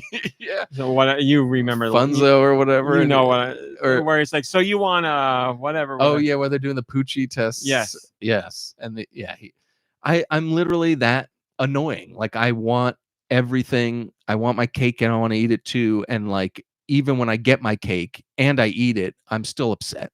So like, what's the matter with me? So, anyways, I don't know. There's things I like about the Resident Evil 2 remake. I like how it's dark and there's like he's walking around with a flashlight and things like that, but I don't like necessarily the story changes that they made. So overall, I would say pretty lukewarm now. Like my score on Resident Evil 2 remake has dropped a bit. But that's just me personally because I'm starting to sour on the whole remake business. Only because it just feels it feels familiar, yet at the same time doesn't give me the feels that I'm looking for. You know what I mean? Like there's a familiarness to it, but there's not a nostalgicness to it that I think I would crave.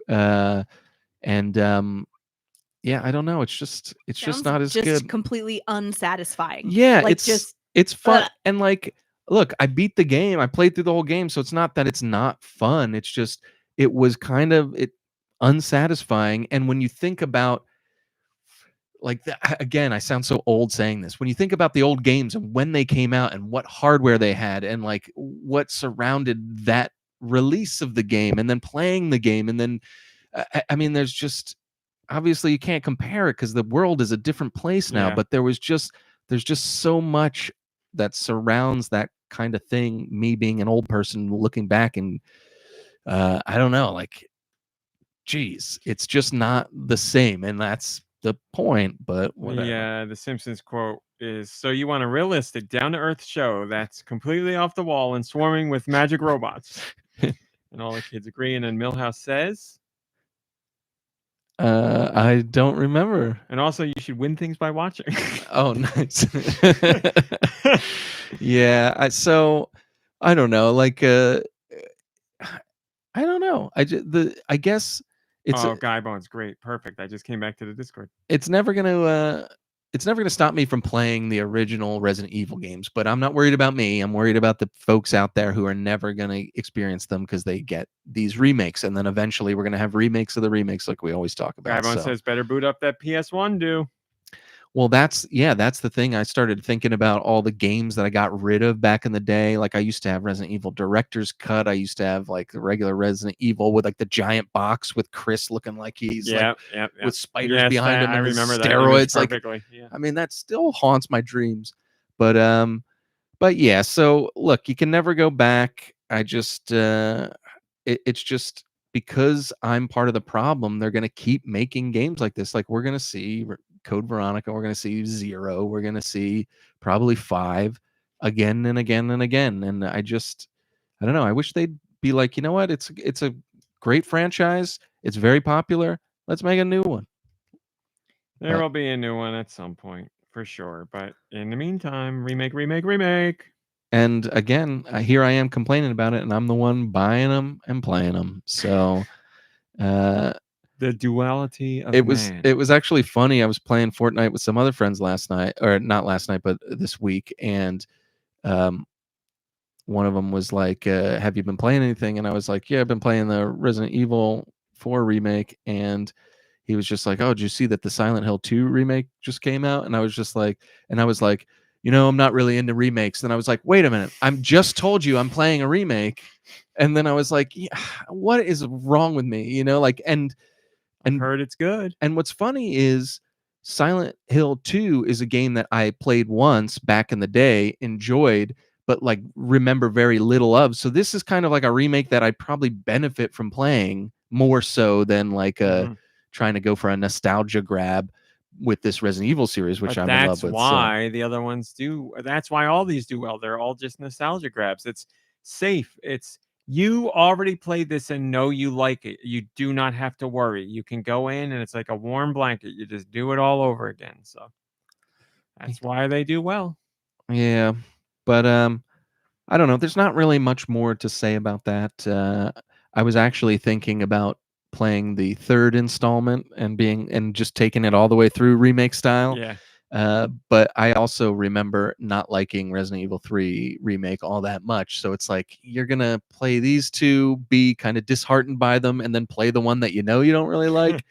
So I love to torture myself with games. But anyways, thanks for listening to all that jibba jabba. Raw meat, what have you been playing? Thanks for asking. I played Fortnite, not too much this week, but I did play. Very happy to end the season chapter with some wins. We got some wins. I got some wins with friends and wins with family, so that was great. And I'm excited to get into the new stuff tonight, probably.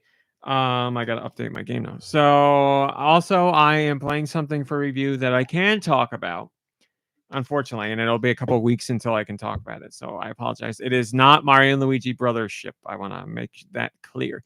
But the thing I couldn't talk about last week, I can talk about now. I've been playing Life is Strange Double Exposure. Ho! So Life is Strange Double Exposure is a direct sequel to the original Life is Strange. Max is back. Max Caulfield. Now she's a college-aged girl, and she's off learning more about the world, and she's continuing her photography, and she's working on art exhibits and exhibitions and stuff like that. If you didn't play the first game, I won't tell you exactly what happens in it, but I will tell you that Max has powers. Max has the ability to rewind time. She can basically look at a picture and focus on it and then go back to the past. When you start the game, is the game fun? Does it ask you questions so that you play this like through the... It does not. I was curious so if it there was going to do is that. like a canon... Yes, and Max brings it up.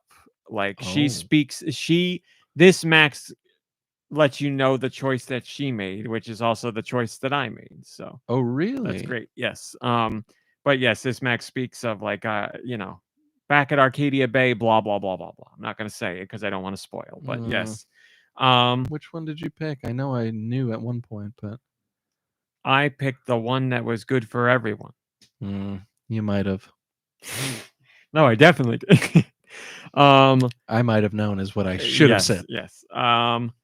So I picked selfishly. I don't want to give spoilers on this new game, but I do want to talk a lot about it. So, much like the last game, yes, you walk around and you hit buttons and stuff, but it is a story-based game. It's a narrative adventure. So, if you're not into lots and lots of dialogue and listening to people and picking answers and stuff like that, then this game's not going to be for you. If you're down with that, then yeah, you'd be all about it. I love the original Life is Strange. I definitely wanted to see what happens next with Max. I was surprised that they were going to do a direct sequel, and obviously made me a little worried. But I was fine seeing with where they wanted to go with it. It's done by some of the people who were involved with the original, but not all of them. I want to stress, I'm not going to give like big story spoilers. I might touch on a few points that I wouldn't consider spoiler, but yeah, touch those points. It starts off at Max in college, and something bad happens, just like something bad happens in the first Life is Strange. Oh. And Max is out of practice with doing her rewind time, because after the events of the first Life is Strange, she decided, I did a lot of stuff back then, and it kind of only made things worse all the time, so I don't think I'm really going to use this ability anymore. But because of what happens here, and something else happens, Max kind of is foisted into a situation where she has to come to terms with having this ability and hone it. And Max also discovers that she has a sister ability as well, and not as in person, as in a related ability. She can now do something else besides just rewind time. So, but yes, outside of that, you're dealing with situations where you're doing a lot of detective work to try and figure out what happened with this one person. Let's just say that. Like Batman. And you're talking to a lot of people and you get into a lot of sticky situations. You got to make a lot of tough decisions. Like Batman. And there's decisions all the time where you're like, oh, what should I say? Should I say this? Should I do this? But then just like the first games, there's the decisions where it makes it very clear where like everything stops and the music's like, and it's like, let them live or let them die. And I'm like, oh, God. And you sit there staring at the screen and you're like, I don't know what to do. So-and-so will remember that. Well, like, every time every time after you make the decision, it does the little like camera icon. And it's like, this choice will have future implications or whatever it says. So it'll still do, I guess, at the end of the chapter, it'll be like break it down. And yes, it still does your choices versus everybody else's choices. It's kind of a bummer. Like, since you're playing the game early, you're probably not seeing too many other choices on there. Well, the game is out now, and I'm still doing stuff. And I went to look through like how long the game is, and it said like the game, if the game, it says if you just like blow through the game, which in my opinion, well, first things first, play the game however you want. But if you're like speed running this game and just being like, I don't care what anybody says, let's go. I'm like, why are you playing this game? At least not for the first time. Like if you, if you get it says you can get through the game in 8 hours, and I was like, 8 hours. Like if you only spend like 10 seconds on a decision and not like 20 That's like minutes if you're later. only doing mainline, no deliberation and no exploration. You're just like knocking off a checklist. Because I'm decently over 8 hours and I'm on the 3rd chapter. I'm towards the end of the 3rd chapter out of 5. I was like, people are blowing through this. Jesus, 8 hours. Because I'm like exploring every area to like I don't with want a fine-tooth comb. I don't want to miss anything in those games. I'm really into like I want to see all the little. That's what the game is about. I want to see all the little interactions. Yeah, I remember. I don't want to harp on this, but I remember playing True Colors, and we had a friend of ours that was playing it, and we were sharing our experiences with it, and he was like, oh, I didn't get that, and it was because he didn't explore around and like talk to anybody else. He just kind of ran through it. And I felt like he did himself a disservice by not like spending a little more time and snooping around, because it was really those interactions that fleshed the whole thing out. So when I get to those end of the chapter things and it gives you the rundown, when I was playing, there were press people playing, so I had a chance to like I had numbers there to work with. Numbers. Yeah, as I'm going on, so like the first,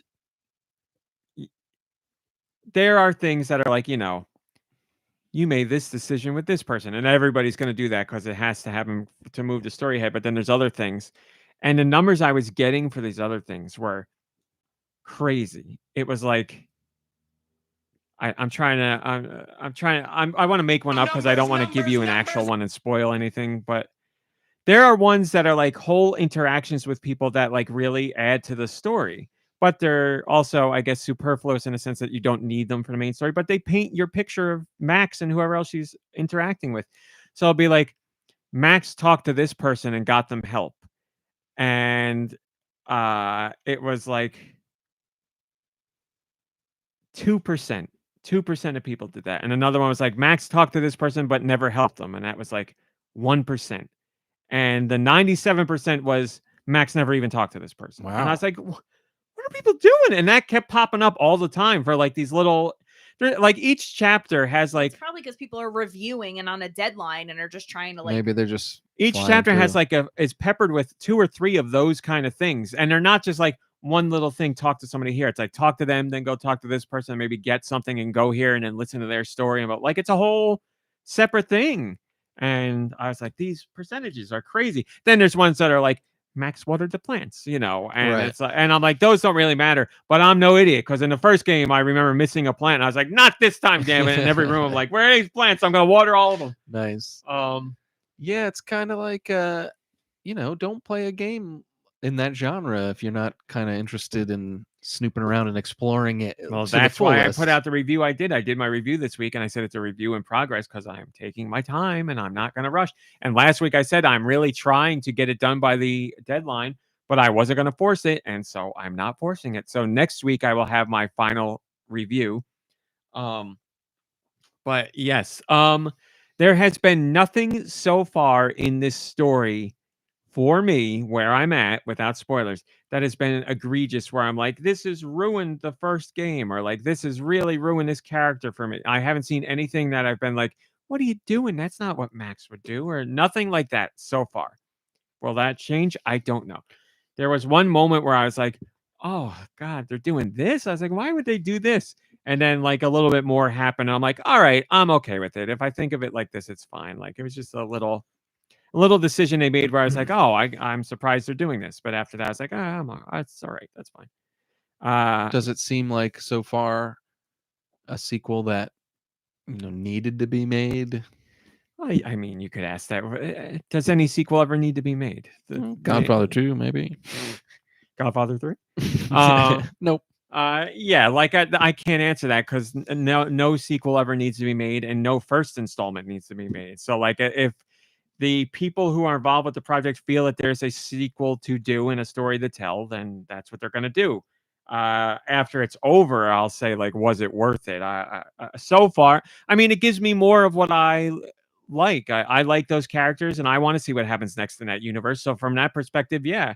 And there's nothing in it so far where I'm like, this is bad, this is wrong, I don't like this, this sucks, this ruins the first game. So I'm very happy to be back with Max. Like, I honestly, I wrote about it a little bit in the review. Congratulations, Stillbert. They rolled credits on Zelda Echoes of Wisdom. Congratulations, and we're sorry as well. Yeah. I wrote about it in my review. I said I got a bit emotional when I first started playing the game because, like, that first game, I really like it, and it means a lot to me. And like, it was surreal, like seeing Max back and like just like hearing her talk and being back in that character again. And I was like, man, this is nice. And to see her older, moving Yes. along with her life, it's kind of Yes. like, it's like we were wondering how she turned out, kind of Yes. thing. So Because I mean, you read the comics, right? You borrowed the comics from me. yeah, I read them. Yeah, and I read the comics too. So yeah, I'm down to see more of that. I like that. I also, it doesn't have Max in it, but I also liked that prequel, Before the Storm. I mean, Yes. it's not necessary, but like I really enjoyed it. A guy once asked how many times have I cried. I haven't like all out cried, but I've teared up a couple times. I can tell you there are many times when I have like labored over a decision where I'm like, because they're great at writing scenarios where you could go either way. You could justify going with either answer, but neither of them is one you will feel 100% good about. Outside the only ones that I always, when there's moments that are like, when those moments come up, it's always torture, but it's part of the experience. So I like it and I hate it. And it always makes me nervous. And everything will seem fine. And then a chapter and a half later, like somebody will talk to you and they'll be like, blah, blah, blah. And they'll say something related to what you did. And I'm like, no, why did this happen? But the only time those big decisions come up where I don't feel bad about them are who I'm dating. When I know who I want to date and I know who I don't want to date. So if somebody, it's like, date so-and-so, yes or no. I'm like, no, forget it. I don't even care about this person. And somebody else, I'm like, yep, I want them. So like, that never bothers me. And even if you see them later on and they're like, can't believe you turned me down. I'm like, sorry, I'm not interested in you. I don't care at all. So You got to do that. Yeah. So I'm very happy with who I'm dating. I will say that. I'm sure it's all going to fall apart, but yeah, Max has like it is very interesting to see the story continue because Max's story from the first is so traumatizing. Like, she went through so much and a ton of horrible stuff. So seeing her grow in this game and seeing her experience what's happening here through the lens of all that, because she has grown and stuff, but she's still damaged and she's still processing that trauma and probably will be for the rest of her life. So I think they handle that very well. The cast of characters they have here are really good. There's like a dorky science kid. There's a little bit dorkish.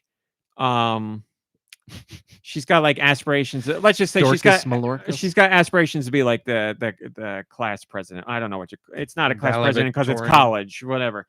But there's another kid that's like a smarmy guy, but he's got something to him that you like. But overall, he's he's an interesting character because he's multi-layered. To me, he mostly comes off, I don't want to say he's a dick, but he's like, this guy. He's like very full of himself, but you can see there's a little something in there that's okay. There's Max's close friend in the game who's great, and the voice actor for the close friend, The voice actors in this game are great. Everybody's voice actor is great, but the close friend and one of the love interests, those two voice actors are killer. They're really good. They sound extremely natural, and even lines that may be said that may sound poorly through other characters, they nail it. Like they do a really good job. There's nobody in this that's bad. I would say the worst one is Max. Oh no.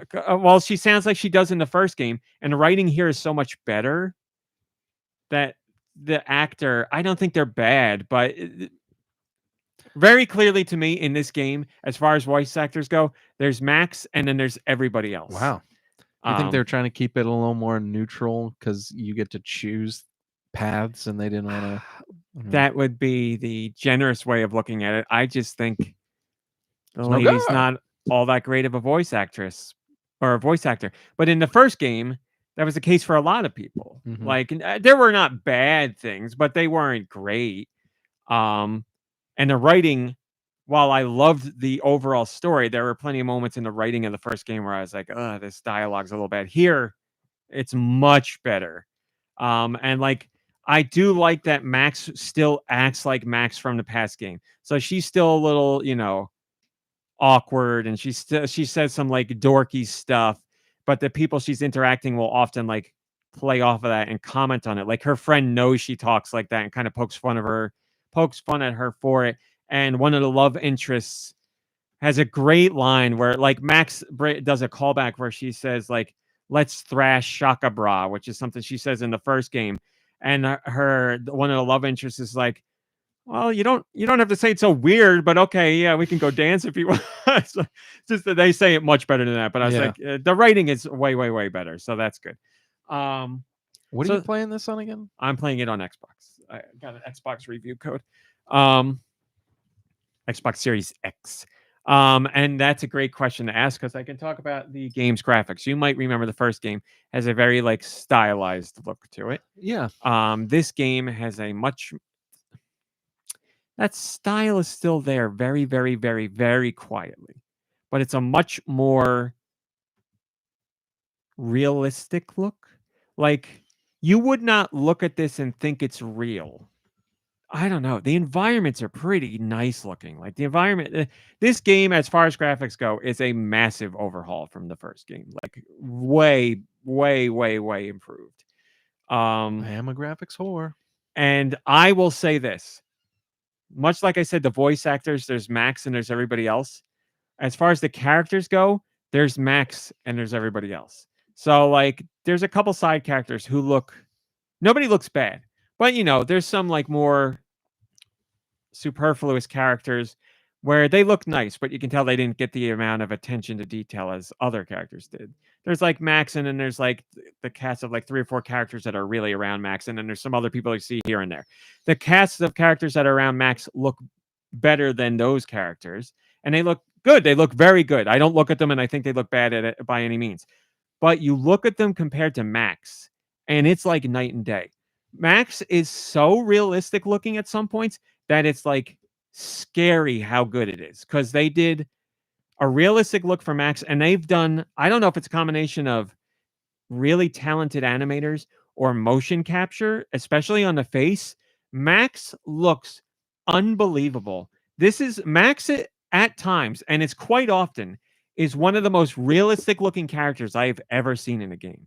It's shocking. Really? Like there are, and you know how these games are. There's a lot of close-ups on faces because people are talking.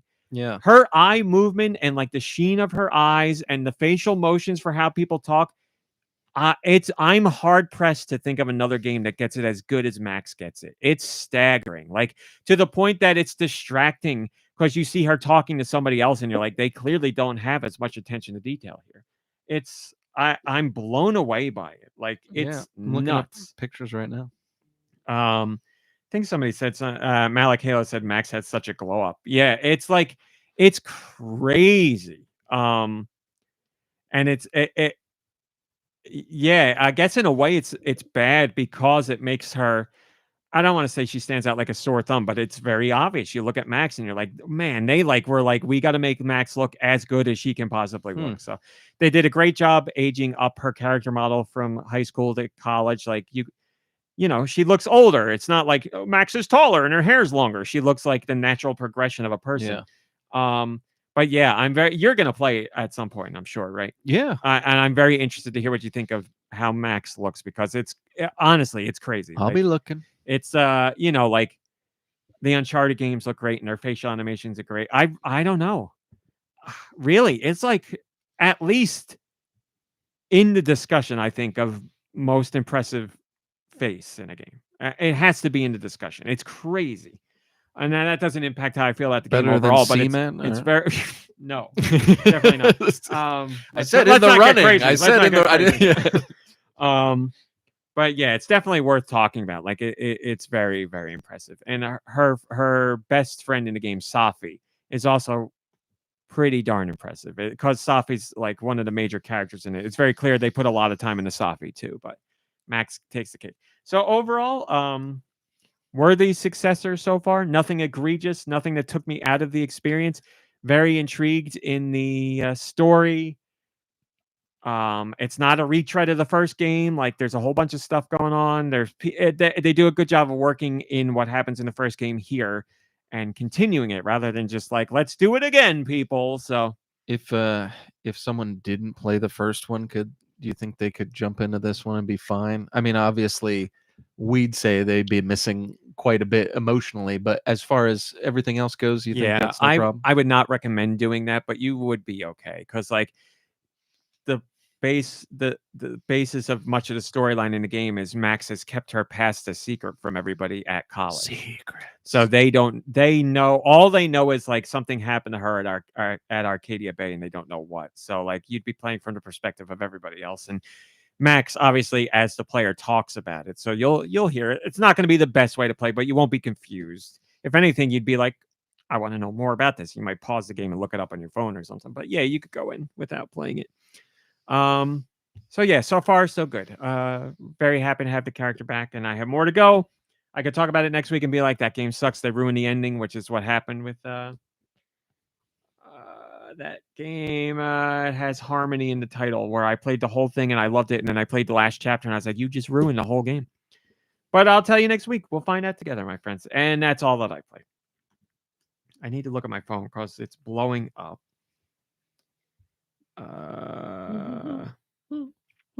Okay. My mom is talking about the Fortnite update. Fortnite. This is how excited my mom is for the Fortnite update. She goes, the farm is back. They upgraded the benches too. I didn't even notice the benches. I should have. I'm gonna guess harder. she means like weapon benches rather than actual sit down benches, but who knows? I don't know. I didn't see any mod. There's like no modding as of right now. She said the upgrade benches are back. So they right, like the old like circular ones that we used to. I don't remember. We'll find out. Yeah, I gotta get back in there. And then spam. Okay, let's do questions. Send your questions to GoNintPod@gmail.com. Where? GoNintPod@gmail.com. Maybe I will. They can be about Nintendo, video games in general, or whatever the hell you want.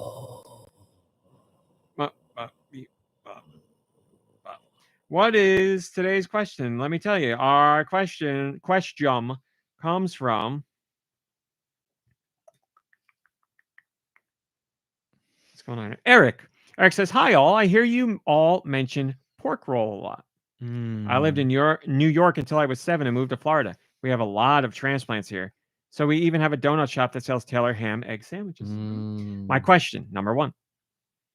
Are any of you old enough to remember chicken roll? I'm a few years older than you guys. And boy, howdy, did I love a chicken roll sandwich as a kid. And my grandparents always had it in the Queens. Eventually did some digging some years ago and found out there was a family factory in New Jersey that went out of business. And that's where it came from. Also read back then that someone else was making it and sold it at A&P up there. Just wondering, because I miss A&P. Just wondering because I miss the mechanically separated chicken byproduct goop terribly, and wondered if you've ever had it. Never had it. Never even heard of it. Never heard of it. I'm gonna. You know what, Eric? Because you used to be a tri-state person, I'm going to message my mom right now. What was it? Chicken roll? Mom, I'm on the podcast live right now. A listener asked a question about, they say we talk about pork roll a lot. and they asked if we have heard of chicken roll, because apparently chicken roll used to be a thing in and around this area. Myself, and Mom Brain do not know it. Do you remember chicken roll? We will. My mom's texting me about Fortnite. If she takes a break, hopefully we'll get an answer. Chicken roll call. So hopefully we'll have an update on that. Also, you live in New Jersey. True. Mhm. What's with all the pizza Hut love? You are in the single best pizza location in the United States. It's like going to New Mexico and hearing the locals rave about Taco Bell. Cheers. Thanks, Eric, for a question. Great question. And I think we will all agree on this. We eat terrific pizza from regular traditional pizza joints. Dew has a few by him. We've got a few right here. We love actual pizza parlors, as we call them here. Yep. I will never say that Pizza Hut is better than those pizzas. I love like Jersey pizza. I think it's fantastic.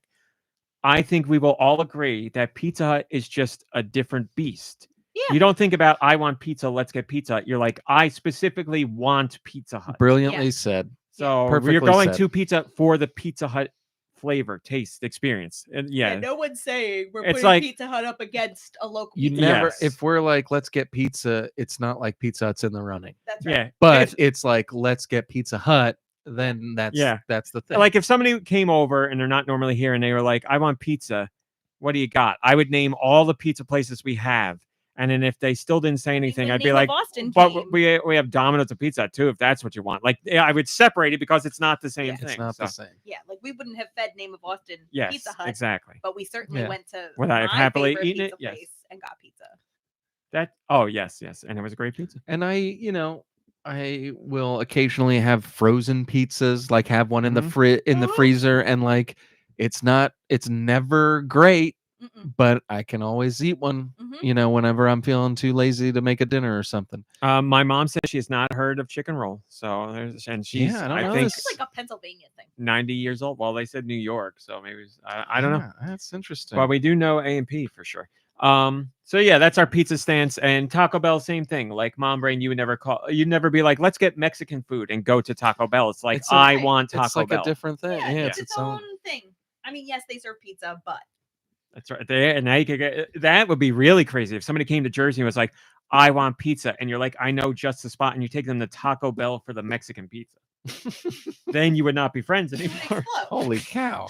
You like the Taco Bell, by the reasoning way- for that would just be too much for a brain. Taco Bell's bringing back different nostalgic menu items. Did you see from different decades? Oh, The 90s decade is the apple empanada that people love. That sounds great. interesting. I forget what the other 4 things are, but they're bringing merch too, like cups and shirts and Yeah, you everything. sent So me something okay, like that. all right. smart Cool. idea. Smart idea.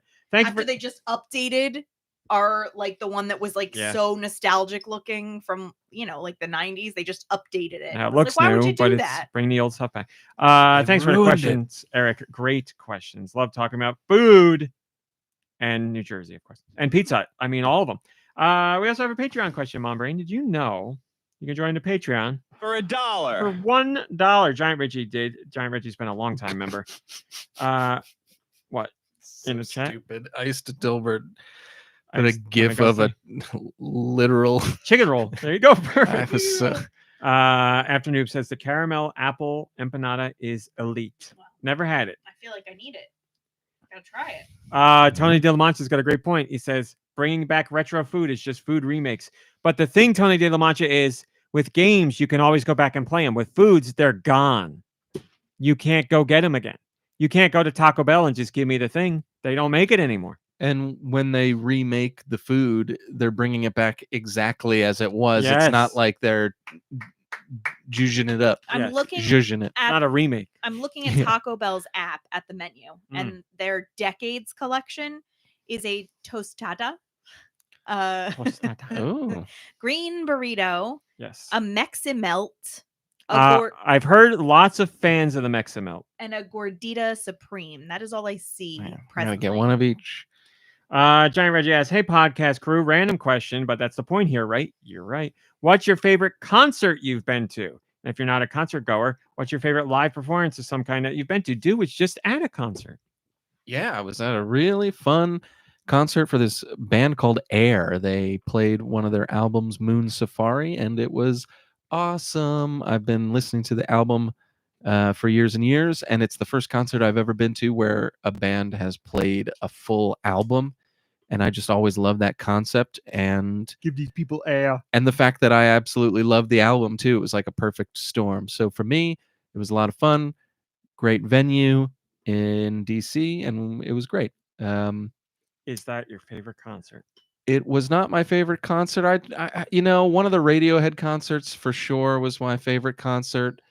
I think saw them at the Prudential Center once. It was the time I bought the blouse by mistake. I bought a Radiohead blouse at the same time, but we weren't there together. Yeah, I think. I went the second night, and you went the second exchanged night the too, blouse for and you got me a bigger size. Yeah, and I just kept the lady's blouse, but just got it bigger so it would fit. But yeah, I'll never forget. Like the guy didn't try to talk me out of it at all, and I wore it that whole night, like at the concert and everything. I was so excited.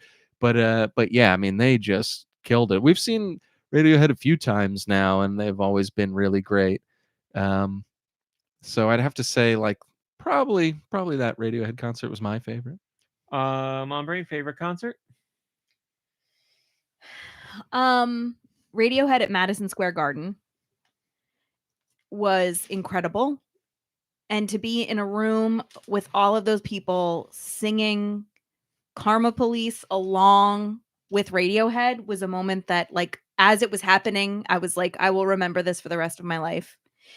And it was incredible. I mean, right, anytime I've ever seen Radiohead, although when we saw them at Liberty State Park, which was it was right before 9/11, we saw them in like July or August, and then September 11th happened. It rained. It was that awful rainy. It was that like, it was supposed to be like a whole day of the Beastie Boys were there. Oh, wasn't that a Giant Stadium? That was Giant Stadium. That was the first concert I saw with Radiohead, and like it was a bummer because Beck and Beastie Boys were there. Beck hurt himself backstage. He like broke his ankle or something. Yes, so he didn't because it was so wet. Yeah, and he didn't get to go on, so we didn't get to see Beck. And then the Beastie Boys came out, and they were so drunk that I knew more lyrics than they did. I'll I was like, forget that. I was like, I love the Beastie Boys. We do, and I was kind of like a little annoyed that they weren't taking it seriously because I was there like singing every lyric, and they were screwing it up, and I was like, what's going on? I just felt it was a downer. Yeah. And it was like a rough day. Like it was just because it was wet. It was a miserable day. Yeah. Field day. Yeah. But I remember like it cleared up for Radiohead to come on. And it was just like an incredible. They were great. Their set was great. And it did clear up like right as they came on. So it did kind of feel like a meant to be thing. But anything that, I mean, I know that he's not a good person. We have since learned, but I do remember seeing Moby at Garden State Art Center, and any chance I get to sit lawn seats at the Garden State Art Center is for me. So I will remember that very, very fondly, forever and ever. So, but I think Radiohead at Madison Square Garden is my favorite. Yeah, this will probably come as no surprise to people. I don't really like seeing music live. I want to be comfortable. I don't like hearing other people sing. Like I'm here to hear the band, and usually I would argue, well, no, I wouldn't argue. I let's just say I'm not a fan of live performances usually. So I'm not really a big concert person. I've seen Beastie Boys and Moby, and I was at the same concert that Du and Mom Brain were talking about.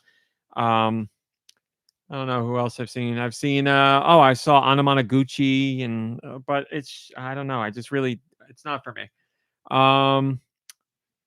So if we're just going live performance, I would have to go Monday Night Raw.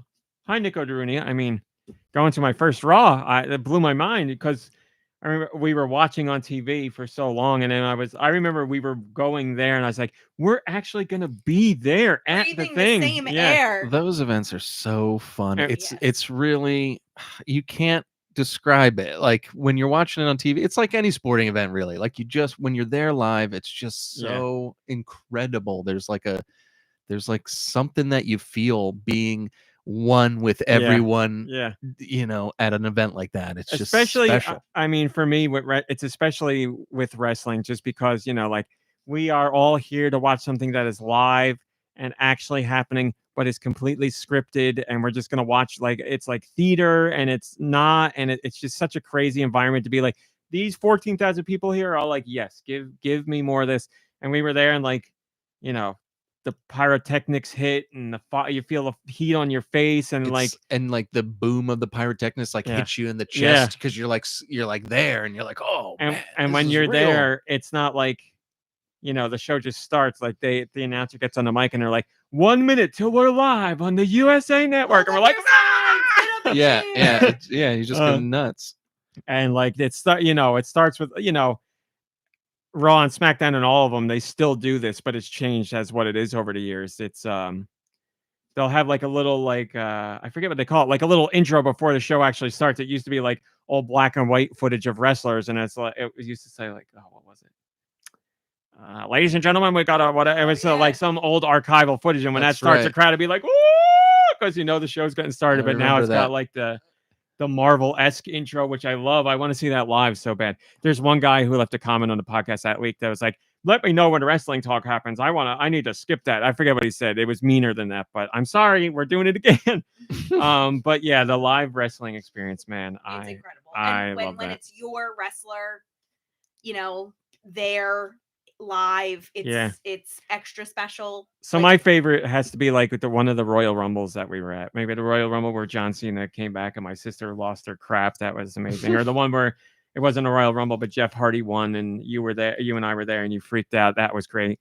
Outside of wrestling, the only thing I can think of is the last time we saw Craig Ferguson. I just really, really, really like that, because he's got his thing that he goes through, but he also just works the crowd, and he just is, he's just a naturally funny guy, and his events are just very relaxed and fun and funny, and it was just a great time. And it was like me and you and my parents, and it was just fun. He was just here again like a couple days ago. So those are mine. All right, that's it. Let's do some music. It's been a while without music. We're doing it. I got music. You want to hear it? I do want to hear it. Oh. Send your music to goninpod@gmail.com. Music. goninpod@gmail.com. Please put music in the title. How about your local mom brain? That is what Nikki Hill sounds like. You're correct. Okay. Our very first song for the day. Please pardon me. Careful there. Excuse me. Twisted a little. Comes from Sergio ALB64. Oh, number one Dumpkin Spice fan.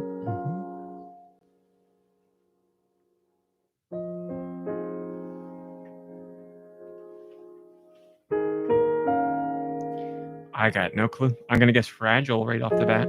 It's not, but you have played it. It's a theme with me. Oh, I know what it is now. It's a sad man. Sounds familiar. I wish there was a physical copy of this. I'm sorry. I blank on stuff all the time. It's not a reflection on you. It's a reflection on me. I have a terrible memory, apparently. I don't remember if you played this or not. I believe it's Meg's Monster. Oh, yeah, I played this. It is Meg's Monster. Nice call. I knew I recognized it. Man, did I cry so hard at that game. I've never cried harder at anything else. Man. That was a good one. You liked it better than I did, but it was good. I got to see if I feel like I would know if that got a physical release. Maybe I don't, though. I'd love to get one. I'd love to own that. All right. So the next song comes from Spaniel 53.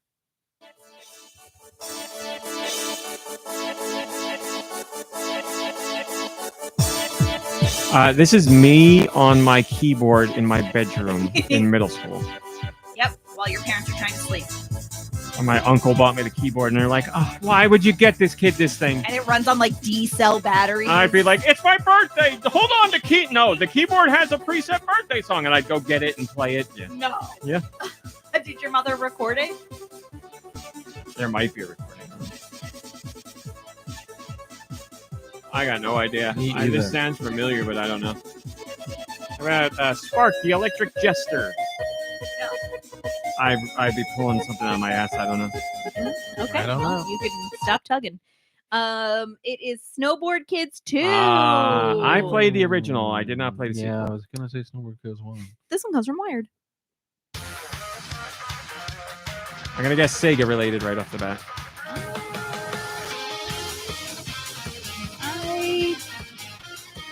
I don't know. I need to know. You know a system? Switch. Oh, the Japanese singing is throwing me off. Now I don't think Sega.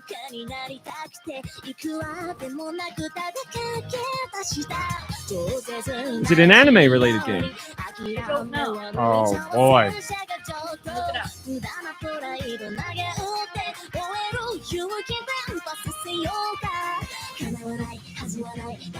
Look it up.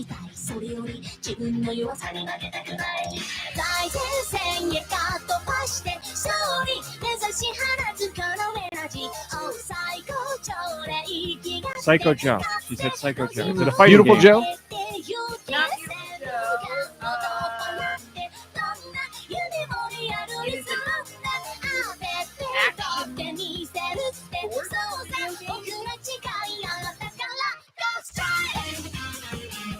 Arch Rivals.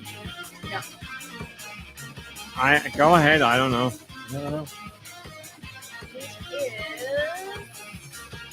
Omega Strikers. Oh, On I should have guessed that. Sadly, that game is canceled now, or not. It came out in a release, but now it's being shuttered. Should have guessed that. I should have guessed that. Shame on me. Man, I just heard about this game. This comes from Mikey3319.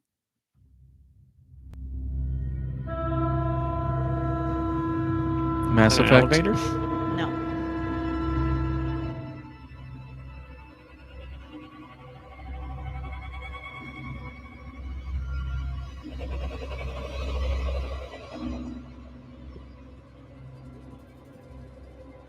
Nightmare Creatures. Inside. No. I'm getting nervous. Silent Hill. No.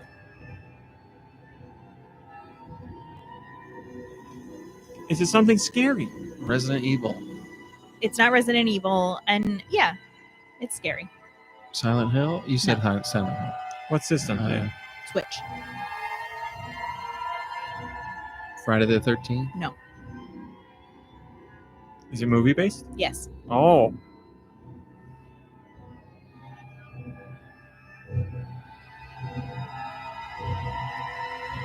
Scary movie that there's a game. Texas Chainsaw Massacre. No.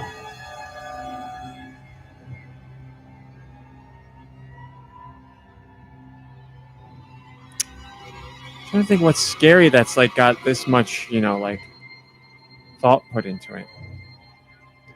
I was gonna say Dead by Daylight, but that's not a movie. You said Friday the 13th. What else is scary? Halloween? Nope. Friday the 13th? Nope. Nightmare on Elm Street? Nope.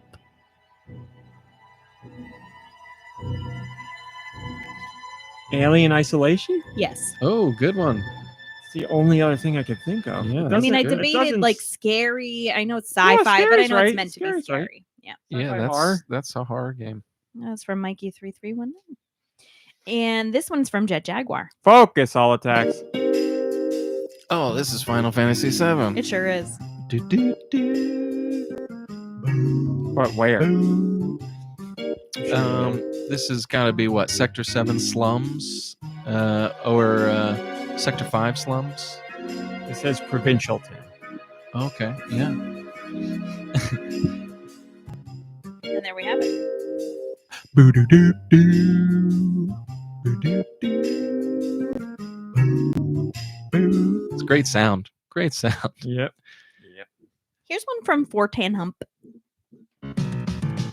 F-Zero. It is. Does it have a color? Yeah, of course it has a color. Has a color in it? In the name of the song? Yeah. No. Oh, never mind. Then I won't guess. Oh, I don't remember if I made a tick mark or not. Whatever. I mean, Sand Ocean. That's what was. it was. this one's from Nico Darunia. Mario Paint. It is. Wow, that might be a record. That was unbelievable. Game had like 3 songs that you could listen to, and when I was in my fields, this is one I used to put on when I was like, I'm gonna make a piece of art today. This Ooh, is the this one is I would a good put on, one. and it'd be like a stick figure with a big dick or something. That's really nice. I mean, it was almost inaudible. Like the first note, it like faded in. So wow, this is like Tomita or This is a something. great soundtrack. The whole game's got to kill it. It's an awesome game. Like so happy my mom decided I couldn't have Night Trap, and instead I picked up Mario Paint. It was the right decision. You would have been in your feels in a different way Oh yeah, if you'd been playing Night Trap. I still would have been Dix related. Just I That's wouldn't be right. drawing. You them. would have been the one with the dick. It would have been drawing it out of me. And that was from Nico Darunia. This one comes from Jess I. So sorry. Oh come on.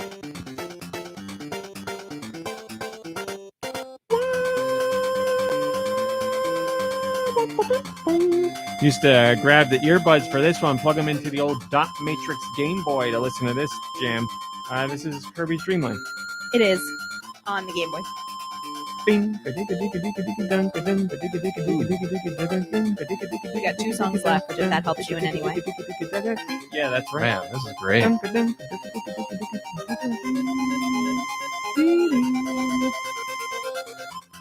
Great soundtrack on Yeah, that. terrific song. Kirby, very, very underrated in terms of soundtrack. Here's one from Matthew. Yoshi's Island DS? Super Mario RPG. It is Yoshi.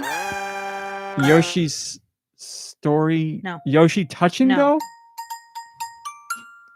Yoshi Yoshi's on the DS. Yoshi on the Yoshi's 3DS. Oh yeah, what is that called? Yoshi's Island, whatever. Almost. Yoshi's New Island? That's correct. Yoshi's New Island. That game was good. Wasn't as great as its inspiration, but it was good. And the last ditty for this week comes from Zartan86. Ooh, we know this one. I can picture the guy's faces getting punched. Yeah. Oh. Do do do do do. This is. I'll let you get it. Do do do do do do do do do do do do. Double Dragon, baby. Yeah, the sound effects are Rip. just there. They're here. Yeah. Man, it's so good. Oh man. Great soundtrack. Yeah, and it just is so driving. Like. Yep. New Sometime- Double Dragon coming out and it's sometimes they 3D, and the no, we original scared creators. Pippin with the Yoshi's New Island. I'm sorry, Pippin. The original creators are like horrified by it. They've said like they don't understand the spirit of like they're like so angry Oh, about no. it. That's not good. Yeah. But what about there was the Double Dragon one that we played recently that was pretty good. It was kind of like the Yes, that was great. Yeah, whatever that was called. Yeah, the one that added in like roguelite elements. I Yes. really like that. And I was still decent. love Double Dragon Neon. I still say if you haven't played Double Dragon Neon, go play that Yeah, one. I It's haven't really played it. good. It's on the Switch.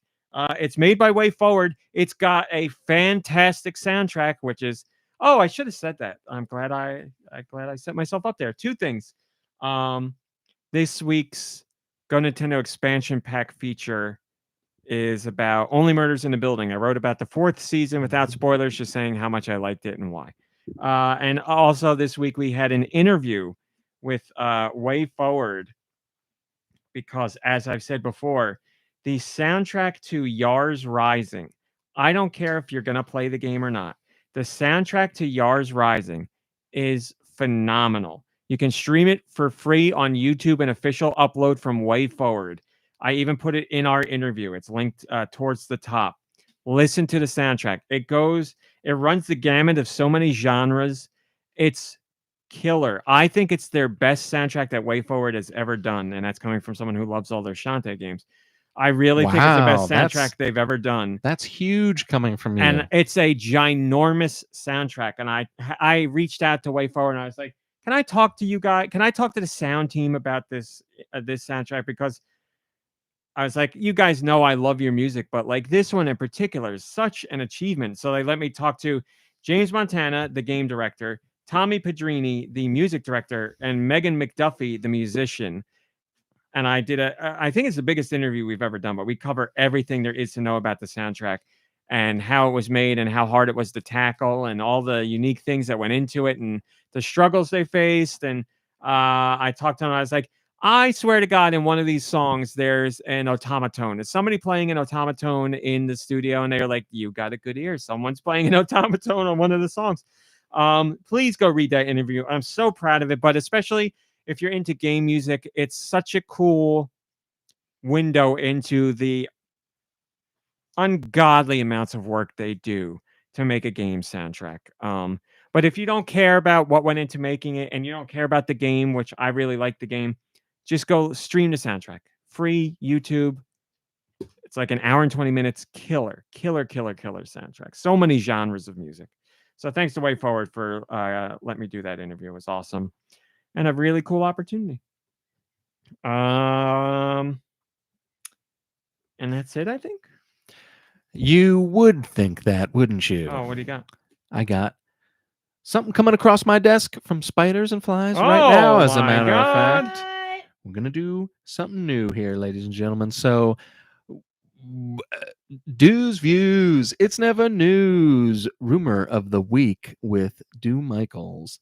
It was starring, oh my God, look at that spider. Oh, Blood man, Ocean, I'm man. scared to look. I'm scared to look. Oh, God, they scare me, but they get the best news. So, my Spiders and Flies, I send them out to do my bidding around the video game world, and they find all the greatest video game rumors that you wouldn't hear from Purio or any of those other quacks. Pioro. Thank you. That's a rumor that his name's Purio. Yes. But not from the Spiders and Flies. Nope, that one's not true. And my Spiders and my Flies come back. They give me the information, and I disseminate it to everybody at the end of this show. You heard right, Red Sousa. This is some sort of unfalsifiable rumor. That is correct. Yes. Oh, yes. So, ladies and gentlemen, yours truly might be in trouble this week, according to the Spiders and Flies. Oh, first of all, usually they're rumors. I want to stress we're doing something different this week. It's actually, it says here this is a true story. Wow. So we'll get back to new rumors next week. Today, here is the Trumor of the week. So, for some reason, Martinet is always coming up in these rumors. I don't know. The Spiders and Flies are obsessed with him. Well, this isn't a rumor. So we talked earlier about how Nintendo is definitely sending somebody undercover to find out who's been leaking all this information, and they're trying to get who they are by sending out false information amongst themselves, and then they're going to find out by narrowing it down. But the head of the operation is indeed Nintendo ambassador Charles Martinet. Wow. That's right. The same Charles Martinet that a few weeks ago was going door to door and assassinating people for Nintendo piracy. He's also on the inside. So if anyone works at Nintendo and you're leaking information, you be careful. And my Spiders and Flies, they are very, very careful. Don't you worry. I get it. About them getting stomped or squished or flattened or stuck to fly paper. They know not to fall for any of those traps. There he is, right in the chat. There he is. An ambassador, a Mario ambassador. When you really think it, they were like, because he voiced Mario. But if you really think about it, an ambassador for Mario, all things Mario, and that includes. I would like some investigative reporting done on allegations that his Mario voice actually opens doors anywhere in Nintendo headquarters. It's like getting your retina scanned. Nice. But it's yeah. He walks. I've heard he walks up to the doors and he goes, "Good luck to you." Yeah. And the doors open up. Yeah. All right, everybody. That's all we got. That's the best story. God, I love that. We'll do a little after show. I don't know what it's going to be about. Thanks for watching. Thanks for listening. We'll see you next week. Goodbye, everybody. Goodbye. After show. Anybody got anything you want to talk about? Here's a little bit of juicy gossip Hi, Marsboro. from Kirby the other night. Okay. Raffi, The character or the person we know? the person we know, Raffi is back on the dating scene. What? Wait, What? let me read you verbatim the text message I got.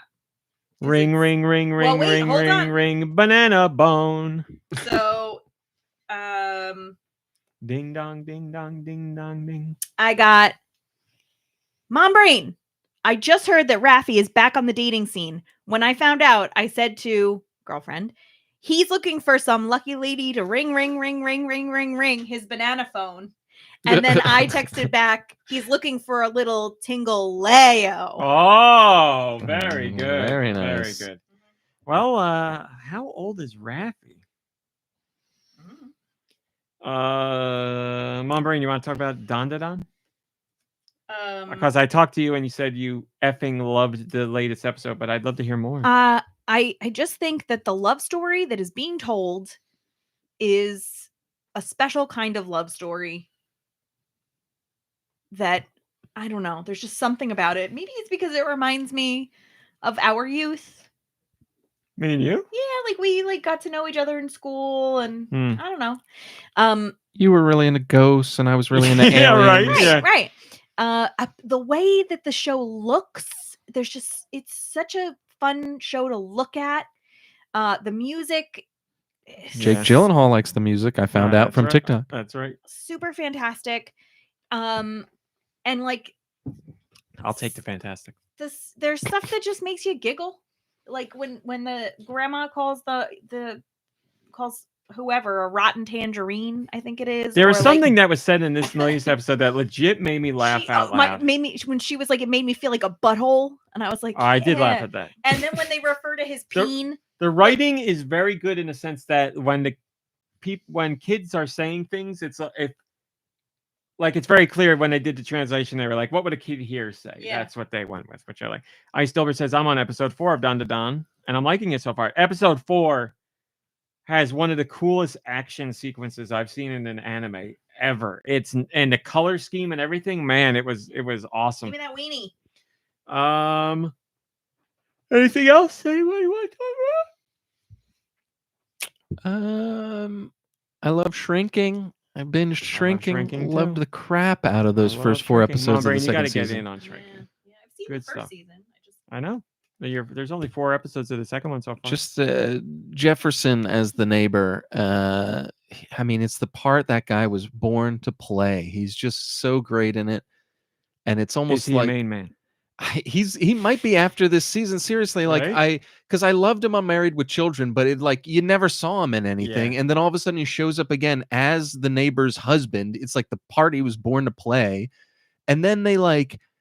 There's an episode where they kind of like big him up the way I was even feeling about it. It Yeah. was just like, oh my God, he's America's neighbor kind of Yeah. in like a fun way. Like it's like I don't know. And there's a way that the show balances its humor. Like it's not like, I don't know. It just is so well done. I It, don't like, want to say it like this and like give ourselves props or anything like this, but when people say they listen to our show and they're like, it just feels like a group of friends hanging out, which is that's what it is. That's the feeling I get from Shrinking, where it feels like, and obviously I'm sure they're friends in real life, some of them anyway, but it really does feel like people just hanging out, having fun. It feels great. Like I would, you know, I want to be hanging out with them whenever they're hanging out because it does feel like that. And Drake, I know what actor you're talking about. Drake says, I was surprised by an actor turning up in Shrinking. Yes, I did not expect that actor either. Yeah, you guys, if you guys didn't mention it last night, I wouldn't even have known the person. I don't know that he's talking about that actor. I thought he was talking about the actor from, Ted Lasso. Oh, Maybe I don't know. He could be talking about the most recent one. I don't know. Oh, right. Well, that guy's a writer, I believe. Oh yeah, he wrote on Ted Lasso, and he wrote something else for Apple TV Plus. So I did not know so maybe it was the first season of Shrinking. Blood Ocean says new Godzilla movie announced from the same director as -1. I saw that news. I'm really excited for that because that was an excellent movie. Up on Agatha. That was a good movie. Yes, Mom Brain also said she effing loved Agatha. No surprise that I did too. No spoilers, don't worry, but I'm excited to see where things go. How many episodes are left? The final 2 aired this week. Oh God, I need to watch them. Yes, the final 2 aired. I mean, whatever. I loved it, of course. They aired in 1 week, two episodes in 1 week. Yeah, they wanted to get it done by Halloween, so why they didn't start a week earlier, don't know. But Solid Link, the Paddington and Peru trailer. the show's been like every week I see about how many, like that show's been a huge hit for them. I don't know why all the stars align. Maybe it's a holiday thing. People were just in the mood, but I mean, last week's it's good, first of all, so that has that going for it. But I'm glad that it's not. I mean, it probably is, but I'm glad that it's successful despite everything it quote has going against it. You know what I mean? Like it's just yeah, and you see more of what you're talking about in the last couple episodes. I'm wondering, like, I should go morbid curiosity, go look at Rotten Tomatoes and see what it says. But yeah, like last week they said that episode, the premiere was it set some record for Disney Plus, the premiere episode. And last week's episode was 35% higher than the premiere. So people are, and last week's episode was phenomenal. Like what a great episode. But yeah, people are really liking that show. Paddington in Peru, yes, that trailer. UK gets it in November, and we got to wait until January. But really, that's BS. Yeah. But looks like we're going to the UK, babies. The line at the end of the movie is so Paddington, where he's like, "That it's about a hard stare." Where he's looking at what's his face, and he's like, for like people who aren't polite. Yeah, for when I'm giving you a hard stare, for when someone's not polite. You know, when I fantasize about like what I'd want my, Alexa to sound like, it's not Morgan Freeman or Denzel. It's the Paddington voice actor. If he was like the Paddington was your Alexa, that'd be I'd great. pay for that. Darmani says, "Isn't Shrinking a sci-fi comedy on Amazon Prime?" It is not, unless there's a show with the same name. But that's not. We're talking about Shrinking on Apple TV Plus with Harrison Ford and the guy from Jason Segel. Yep. And the other girl who used to be on the Daily Show. She's really good. I love her. I love her. So she just popped back in over on the Daily Show too. She's awesome. She's great. She's really surprising me with her acting because she's so natural. Like the thing that I love about the show, and I think we all love about the characters in the show, she's like the pinnacle of it. She just feels so smooth and natural in all of it that it's great. And I don't know how much of it is written, how much of it is just off the top of the head, but man, it just feels natural. It's really good. There's no character that I don't like either. Like I think I like every single person in the show more or less. That's a great point, because so many shows out there have at least one or two people that you are not supposed to like. And in this show, there may be things that some of the characters do that you don't like, but you don't dislike the person. Like everybody in the show you like to see. That's a really great point, because you don't really get that from a lot of shows. Marsbar says, if anyone likes chiptune music that's super video gamey but a bit heavier, check out Master Boot Record or Record. Master Boot. I'm gonna look that up on YouTube. I will do that. Icetober says, forgot to mention to RMC that it looks like you can buy From season 1 and 2 for $10 each on Amazon Prime. That's not a bad price. That's not a bad price. I really want to watch that show. And now is my window, because in 2 weeks Silo comes back, and that's going to eat up time. But like Agatha just ended. Only Murders in the Building just ended. English Teacher ended. So now I got some space for a little bit more stuff. I'm watching Don to Don. I'm still getting caught up on My Hero Academia. I watch it every week or every day pretty much. And boy, am I loving that. I'm watching Ranma 1/2. Rama. Let me go to my list. But I have more space on my list than I usually do because of shows just ending. I'm watching Shrinking and I'm watching The Penguin. Those are the other two. So. You got to put Slow Horses on that list. Slow Horses is on the list. I'm just specifically talking about the list of what I'm watching right now. How many seasons is Slow Horses? Oh, and you said it's not a lot of episodes per each season. 6 episodes per season, 4 seasons, and they've already got the 5th one in the can. Yes, that will be watched 100%. If you like Gary Oldman. Marsboro, I saw trailers for that show. It's Florida Man, and it looked interesting to me.